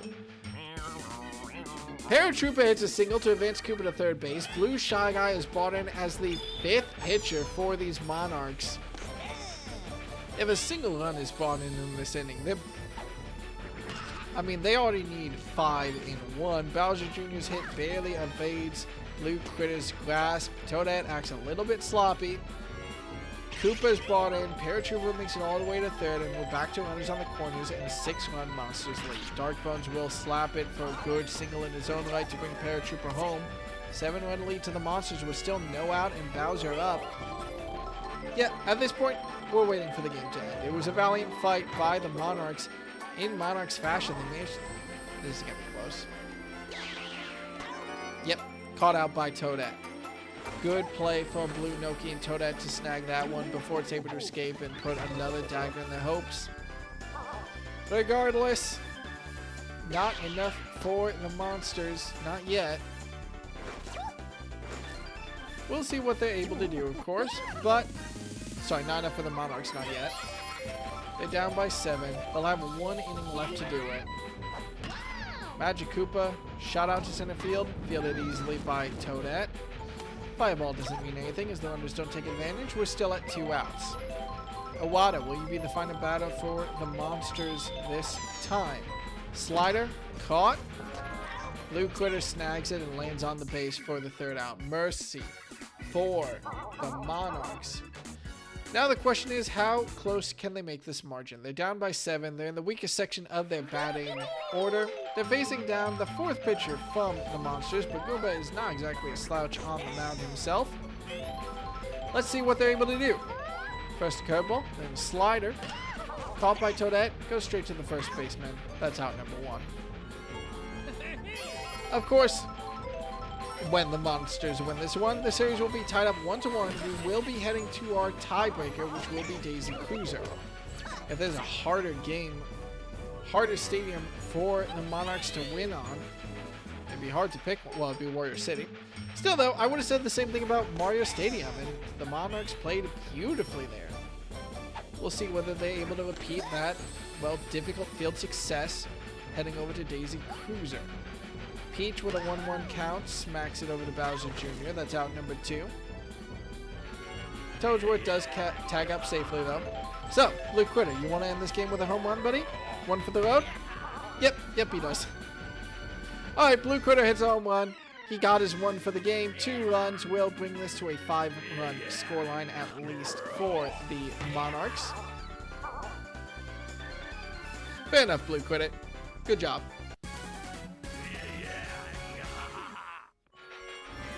I can't imagine our scoreline. I would be very surprised if our final scoreline wasn't 14-9, but USA could pull off some magic here. A line drive to the Piranha Plants is a pretty good start to that. She's taking advantage of it and running for second, where she's barely not caught out. Blue Drybones is able to recover in time and throw it to second, but not in time to catch Nonissa.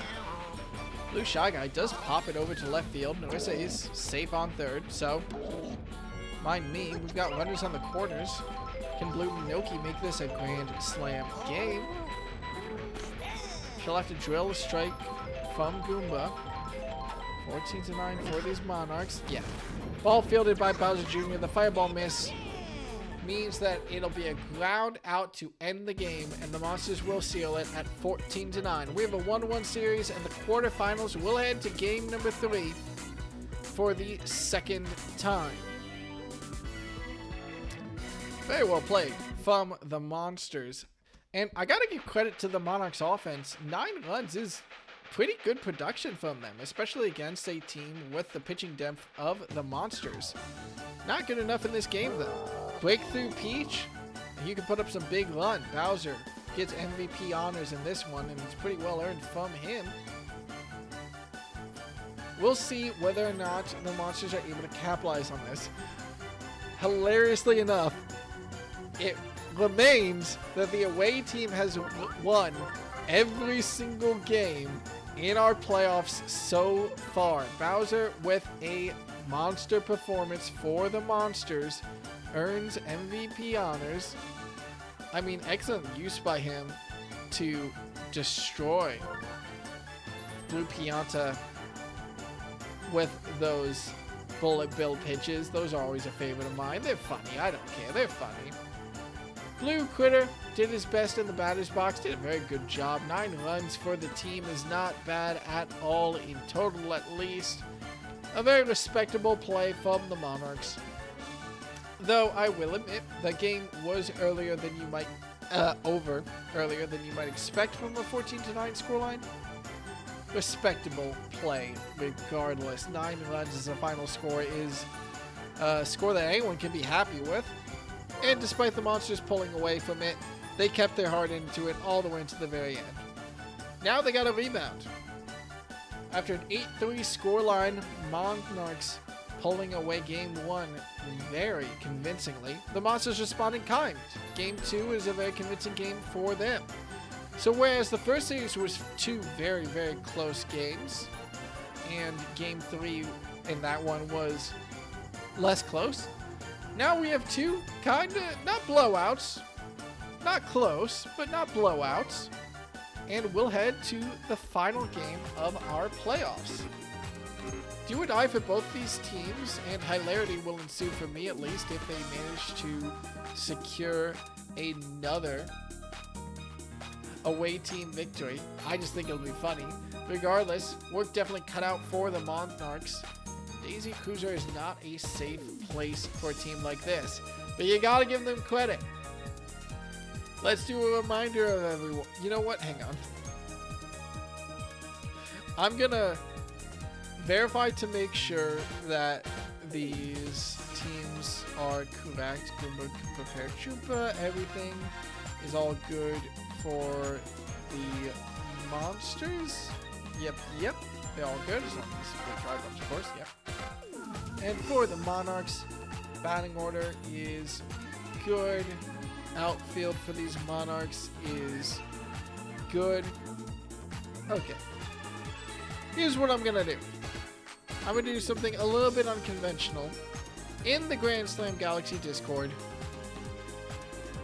we have 2 pins. I'm going to show you one of them, and then we're going to start the game. And this is why I will never count the Monarchs out. Told you where the water's at, though, and if there's one stadium for him to get it on, well, the bobble! No! You can't do this! This can't happen again! This wasn't supposed to happen again! This wasn't supposed to happen again! Not off King Boo! Why is it King Boo?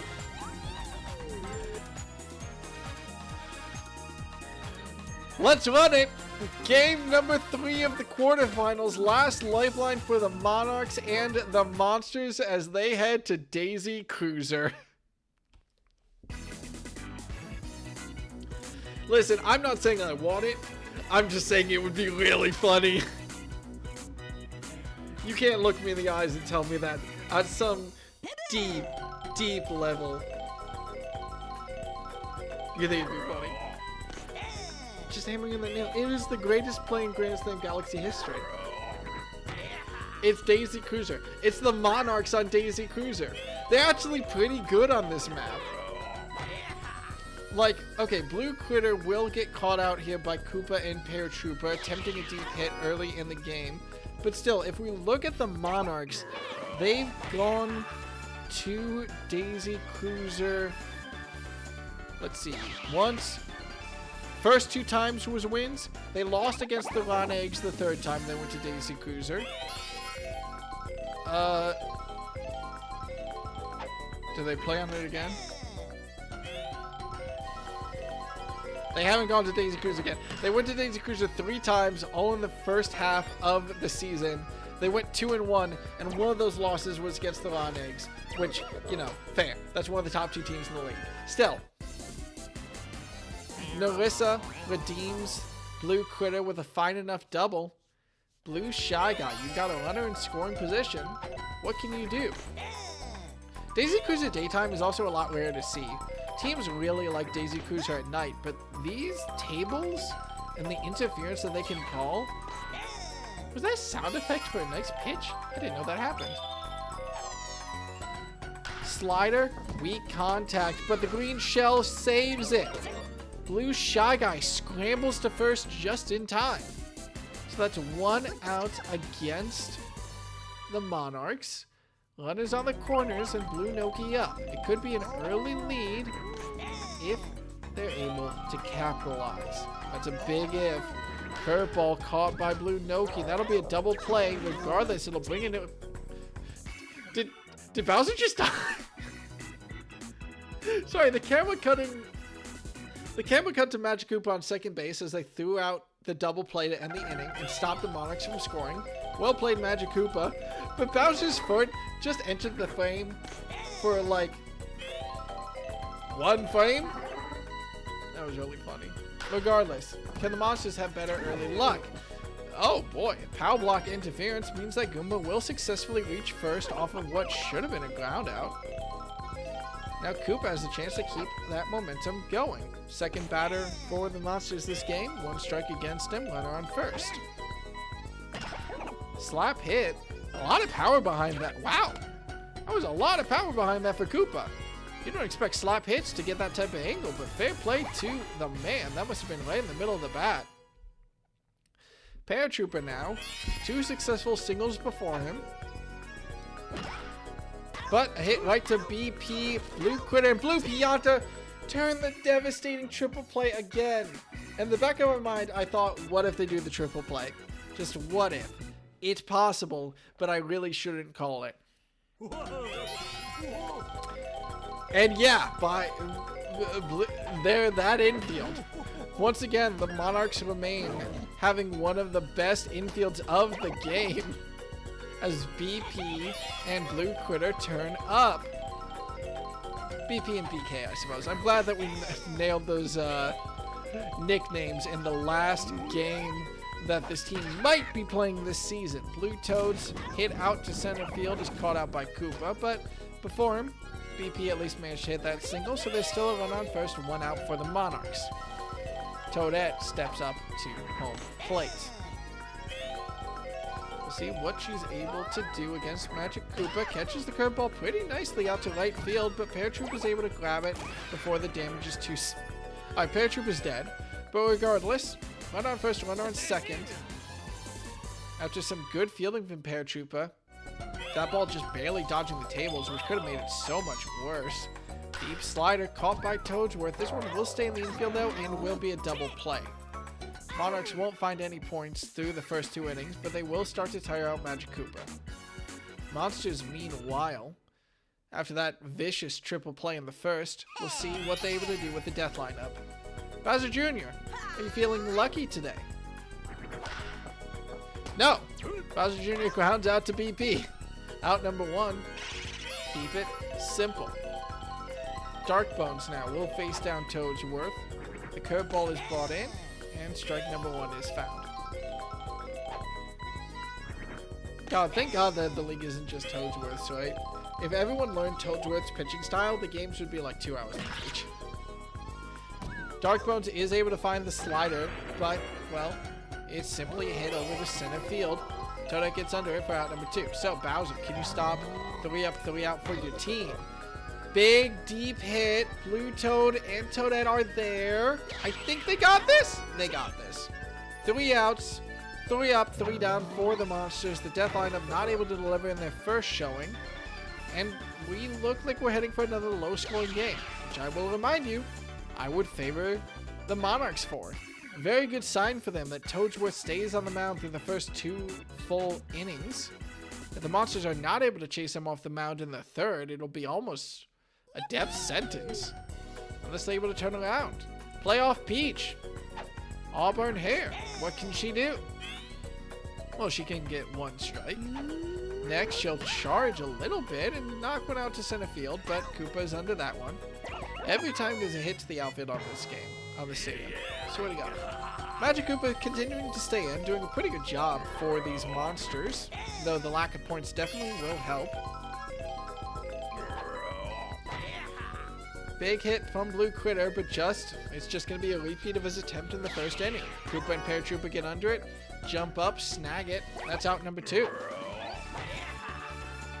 So, despite a reset back to the top of the order, the Monarchs not able to find much. Blue Critter is not able to aim clean enough for his first 2 appearances. We'll see him later. Can Narissa do anything, or will this be 3 up, 3 out for the Monarchs? No. She grounds out to Bowser Jr. Both teams 3 up, 3 out back to back. We've not seen a run yet through the top of the third, so as we enter the bottom of the third and we enter 7, 8, 9 for the Monsters, we'll see whether they're able to avoid a uncertain fate. Magic Koopa shot out to left field.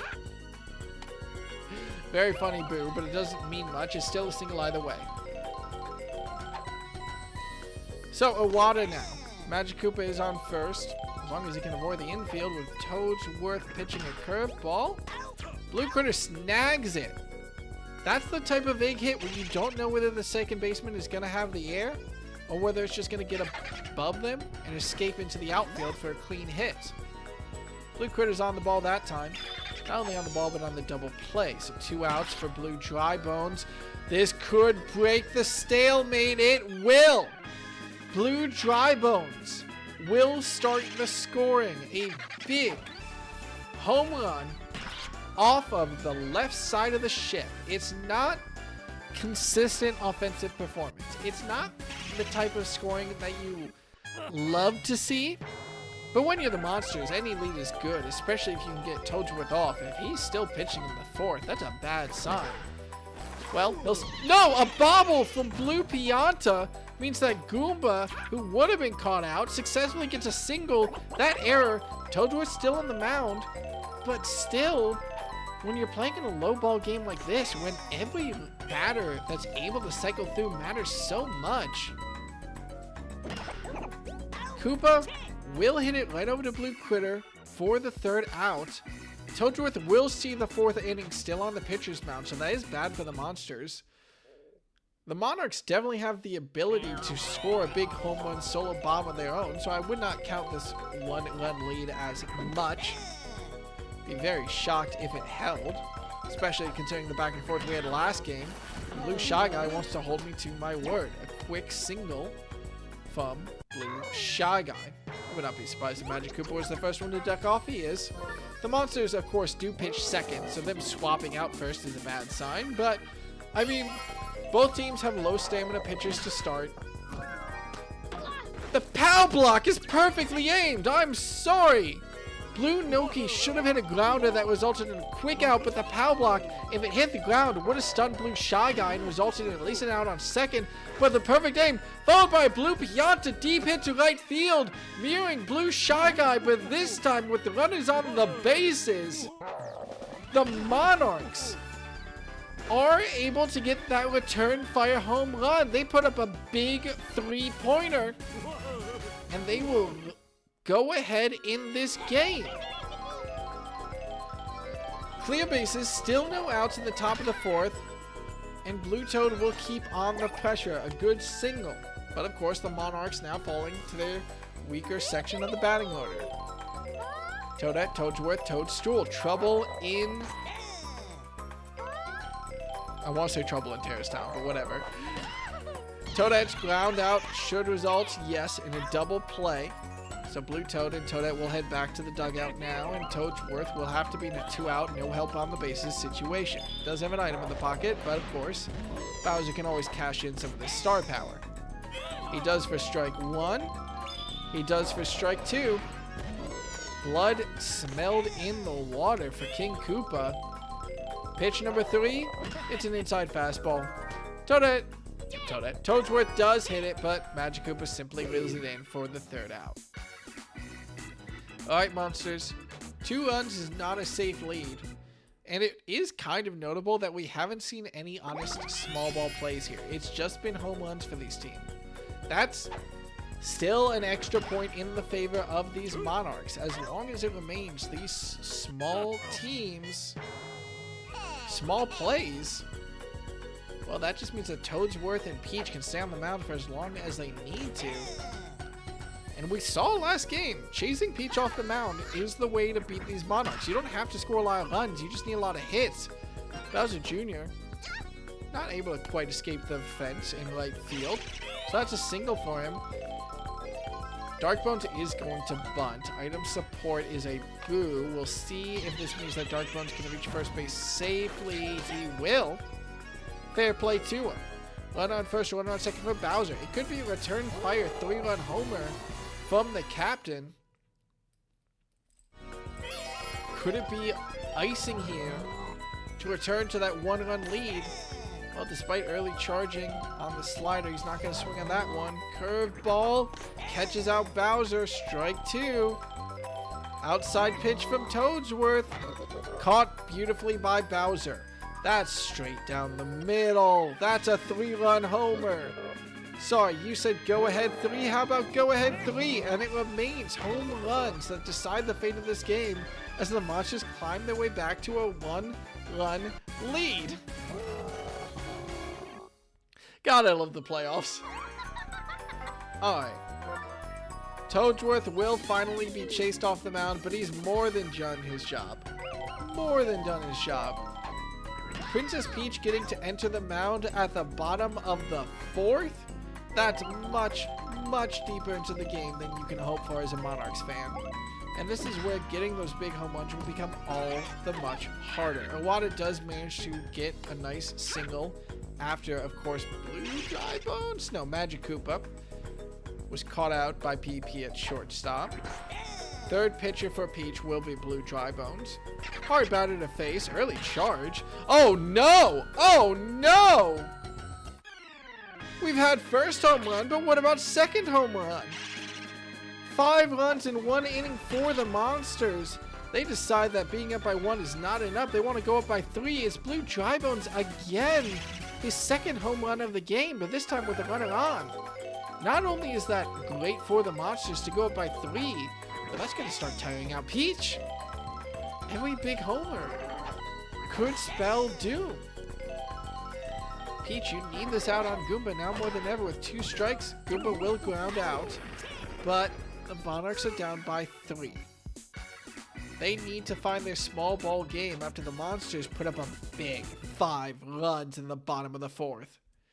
It's not insurmountable. There's a lot of game left to play. But you expect Peach to be able to lock down this offense, and if the Monsters are able to score home runs off her, that's a troubling sign. Start pitch from Bowser to secure strike number 2. Fastball down the middle just evades Peach's bat. That will mean that's a strikeout for out number 1. Gotta feel good for Bowser. Alright, Blue Critter. Slider. Connects. But the line drive is caught by Darkbones at third base. Fair enough. 2 outs against the Monarchs right after falling so hard against the Monsters. Will they not be able to fire back? They'll need a 2-out rally, and Nerissa will have to be the one to start it. First slap. No! Caught beautifully by Magic Koopa. That would have been out of the range of basically every single shortstop, second base player in the game. But no, Magic Koopa, reel that one in. So that means the Monsters maintain their 3-run lead heading into the bottom of the 5th. if they can keep putting up damage against Peach, if they can chase her off early. Koopa, kind of a weak shot, but still. Straight to center field for the man. That's a single. That's dangerous. Every hit now, I'm looking back at Peach and I'm wondering, when will you be taken off the mound? I expected her to last a long time, coming in only in the 4th, but big homers will, well, mark down your morale quick. Blue Critter is able to get the diving play on Paratroopa, and in a rare play, is able to actually tag up successfully on second to secure the double play. Normally in that position, we see the second baseman forced to fire off to first to secure at least one out, but no. Good play from Blue Critter. Bowser Jr. is on 2 strikes. Third one went foul. Love ball from Princess Peach on the outside. He will catch it though, and that left field hit will land safely. That's a single. All right, Dark Bones. Run on first, 2 outs. If you can get it back to Bowser, this will be a terrifying moment for the Monarchs. If you can score a 2-run bomb of your own, this will be almost game. It's a stealing attempt from Bowser Jr., but it doesn't matter. Dark Bones hit goes straight down into the deck, bounces over to Narissa. That's a ground out for out number 3, and the defense recovers. So Monarchs, you're down by 3. Blue Shy Guy, Blue Noki, Blue Pianta home run was your answer last time. Can you repeat that success? Blue Shy Guy says maybe, but Cooper says no. The shot out to center field is caught. Blue Noki up next. 1 out will be against her. The inside fastball will get a strike. She does have item support, of course. Blue Pianta has been very helpful with those, but a bomb won't turn up for much. Doesn't matter though. She gets a well-aimed shot over to left field for a single. Alright, BP, are you going to go for it? 1 out, 1 runner on first? No, it's a slap. Respectable play. Very responsible play from Blue Pianta. That single means that there's a run on first, a runner on second for Blue Toad. If Blue Toad can keep up his consistency that we've seen so much in this series and the league as a whole. Slap hit to right field. Paratroopa's not able to get under it. That is loaded bases heading into the Toad lineup. The Toad triple. Triple Toad. There we go, Triple Toad. Toadette. You've got loaded bases, only 1 out. If you can avoid the infield, well, a bullet bill means we won't have to worry about anything. Okay, inside pitch. Toadette, you gotta stop hogging up on that plate. Won't matter though. The bullet bill secures the strikeout. In dangerous position. A dangerous position where Bowser steps off the mound. I mean, you could argue that the Monarchs offense has been pretty heavily hurt by those bullet bill pitches, securing key strikeouts. We'll see. Toads are 2 strikes against your team, 2 outs against your team. Grounder, not fielded in time by Bowser. The fireball connects. Blue Nogi's able to run home, and that's at least 1. But Peach is not the strongest batter in this league. Far from it. Can she get a hit against Bowser Jr. with 2 outs and loaded bases? Inside pitch. Charge hit is what you need from her. Beautiful shot. That brings in 1 run. Blue Pianta touches home. Blue Toad touches home. 2 runs, and we're back to a tie game. The Monarchs stabilize. But they do more than stabilize. The 2-out rally could very well continue. Hell, the 2-out rally could turn devastating. A reminder, Blue Critter is up next. He's got a runner on second, runner on third, 2 outs. Bowser Jr.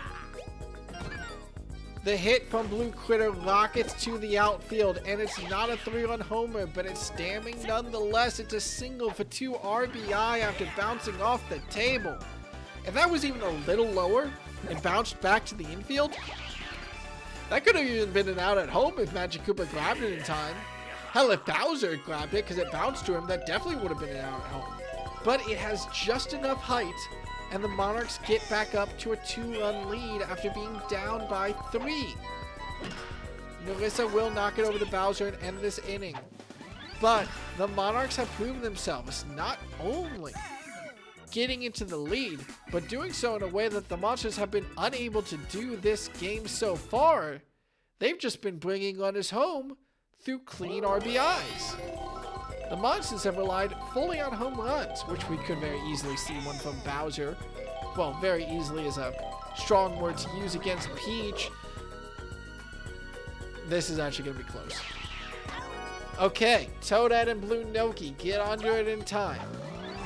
Bowser's shot denied. No home run is easy. Not when Peach is on the mound and you've got speeders like Toadette and Blue Noki in the outfield. Out number 1 against the Monsters sends them to their 7th batter.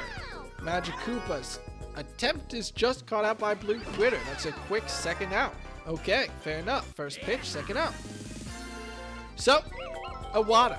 2 outs against the team. The 2-out rally was where the Monarchs really brought it in, but can Iwata replicate that success? Bottom of the 6th, slaps it right to Blue Critter. Okay, the game remains interesting. None for the Monsters means they will be down by 2 heading into the last 3 innings. Blue Shy Guy is the start for the Monarchs. As a reminder, batter number 3 in his order.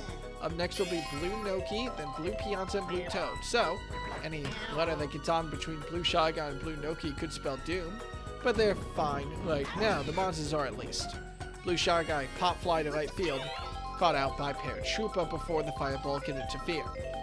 Can Blue Noki get on base? No. Slap is a good attempt, but is caught out by Bowser at shortstop. So now we're back up to the scary batters, Blue Pianta and Blue Toad, but they've got no runners on the bases to bring home. Blue Pianta is not a guaranteed base hit anyway, as proven by that. Blue Pianta hits it right over to Bowser. 3 up, 3 out for the Monarchs. They maintain a 2-run lead, but the Monsters are about to return to the top of their batting order.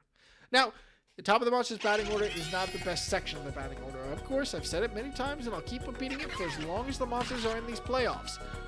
Blue Drybones is going for 3 and gets it.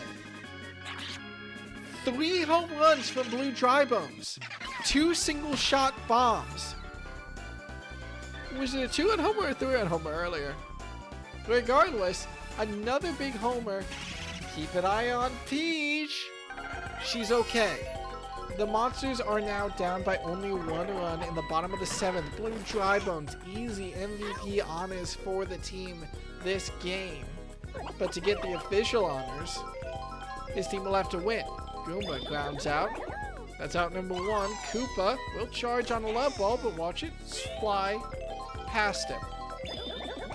Another love ball, another charge up. It's on the outside this time. Connection does run foul. For a fraction of a second, I was wondering if it would bounce off the umbrella, and I was wondering if that would count as a catch. Regardless, 3rd attempt is good for Koopa. Another love ball, but this one just results in a single. Koopa hits it straight up center field. And Peach is taken off the mound without warning. The Monarchs in the last 3 innings of the game, their star pitcher just gone. Out of nowhere, Blue Toad brought in from left field. Of course, Paratroopa does not make good on the threat. He'll hit it to Blue Critter, who will field it over to Toadsworth on first base for the double play.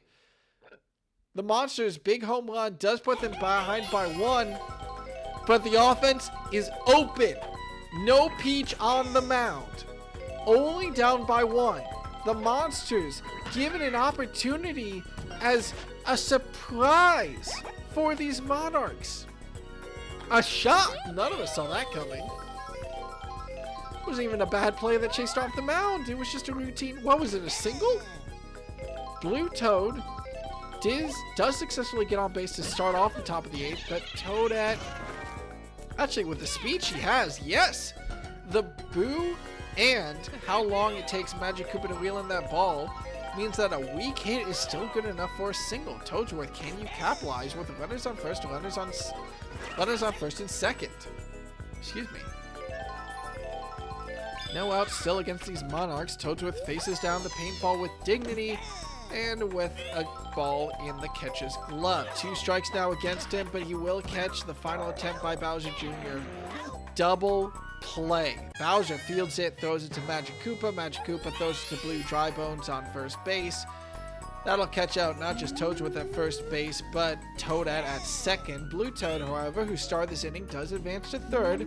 So if Peach can get a single, shot out to right field, but Paratroopa throws it to first in time. It was a good effort from the Monarchs, but just barely, not enough to get back up to a 2-run lead. They lead by 1, and the death lineup is up against a weakened Monarchs defense. It was at this point where the Monsters blew open Game 2. Can they do the same in Game 3, or can the infield and the outfield hold this down? Blue Toad versus Bowser Jr. Bowser Jr. does catch the pitch, but BP is there for out number 1. You are not imagining things, by the way. Peach dyed her hair for the playoffs because if you make Mario Stadium a sunset, I guess the sun and Peach's hair probably use the same texture. Regardless, Dark Bones knocks it on a grounder to BP, who secures out number 2. Bowser, don't make it 3 up, 3 down for your team. Don't go into the bottom of the 9th, down by 1. Pop Fly, Toadette, and Peach are there. This is gonna be close. She snags it. 3 up, 3 down for the Monsters in a do-or-die situation. Down by 1. We're heading into the bottom of the 9th. I'm not joking. Mario Stadium currently is set to be sunset, and apparently one of those textures includes Peach's hair. So regardless, the Monarchs hold a 1-run lead entering the 9th inning of Game 3 of these quarterfinals. Do or die for both of these teams. Blue Critter, can you cash in your star power? Slap hit? Okay, it's not a shock home run.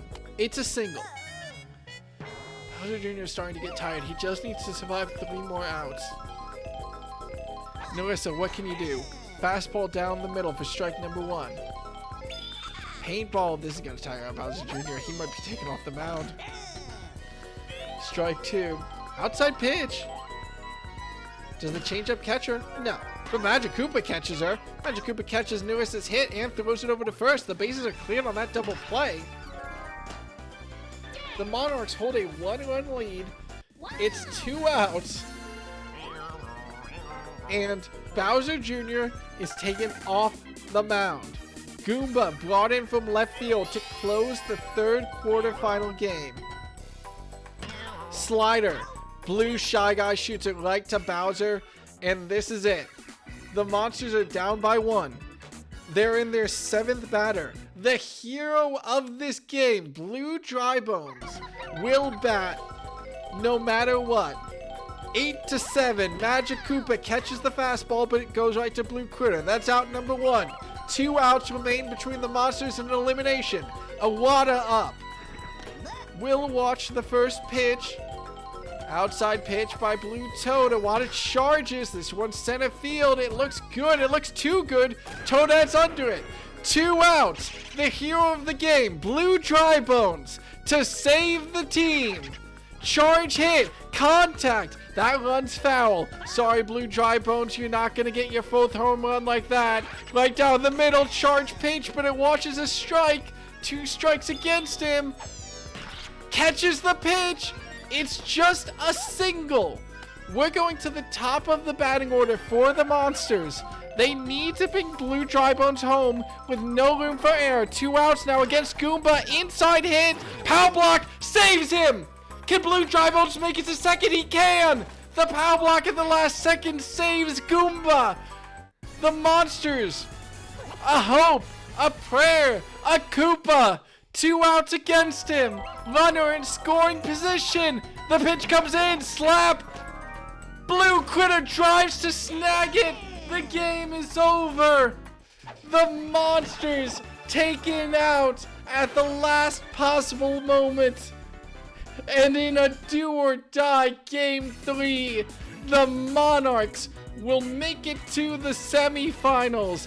8-7. It all came down to 1 Koopa. And despite the heroic efforts of Blue Dry Bones, the Monsters season ends in the quarterfinals. Beautiful, beautiful game. MVP honors go to Blue Pianta. Game number 3 ends. We have got to give some flowers here, of course. Now, covering the Monarchs. Absolute smashing turnaround in the later half of the season. I don't know what got into these players, but they look like a totally different team than the first half of the season. Toadsworth, Peach, if they can just last on the mound. But not just that, Blue Pianta and Blue Critter remaining one of the best infield combos for the Monarchs, coming up so clutch in so many defensive plays. Let the Monarchs snag this absolute barn burner for the ages and make their way to the semifinals. Well, of course, Blue Pianta MVP honors off not just the 3-run homer, but consistent batting performance for his team. Well played by the Monarchs in a very, very tense situation.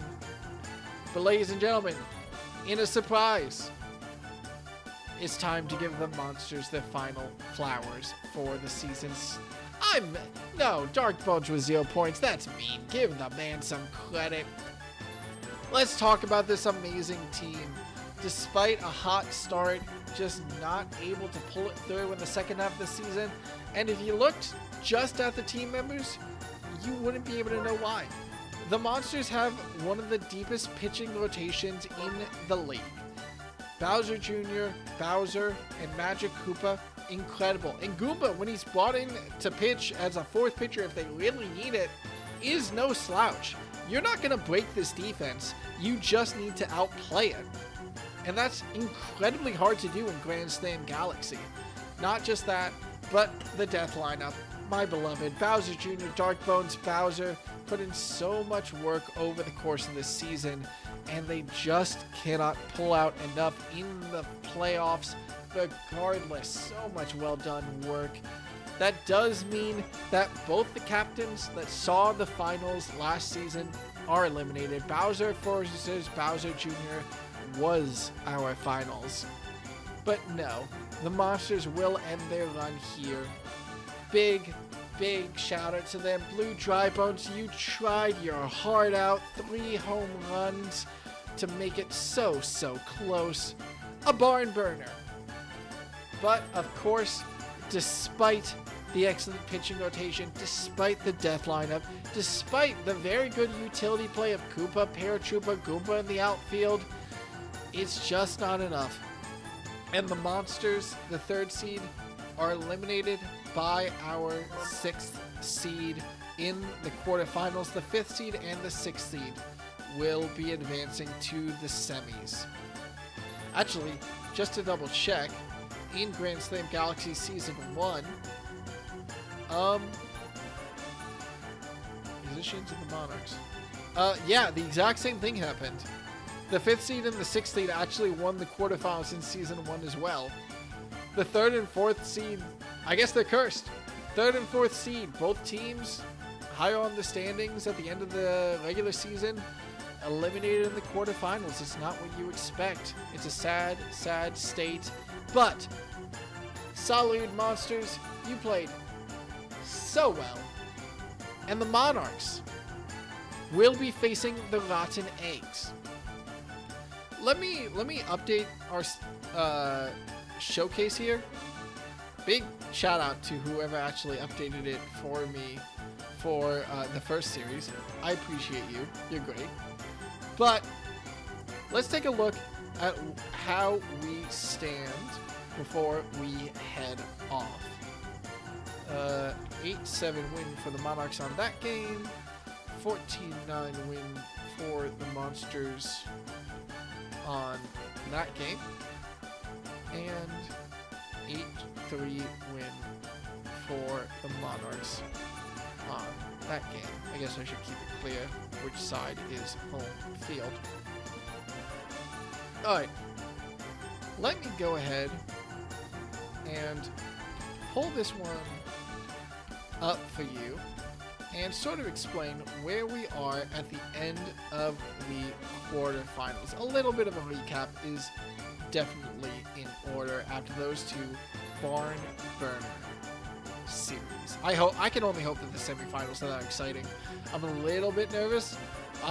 Part of me hopes that it's not first and second seed making it to the finals again. Part of me wants to see another upset and wants to see one of these teams go all the way. Part of me is also the home commentator for the Ron Eggs, who are the second seed and who therefore are more likely to be eliminated in an upset. But I'm just not gonna worry about that right now. So here's where we stand after the quarterfinals. Beautiful.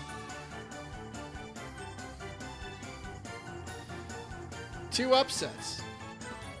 I'm gonna have to just to make sure that the resolution doesn't want to die. I'm gonna just move my camera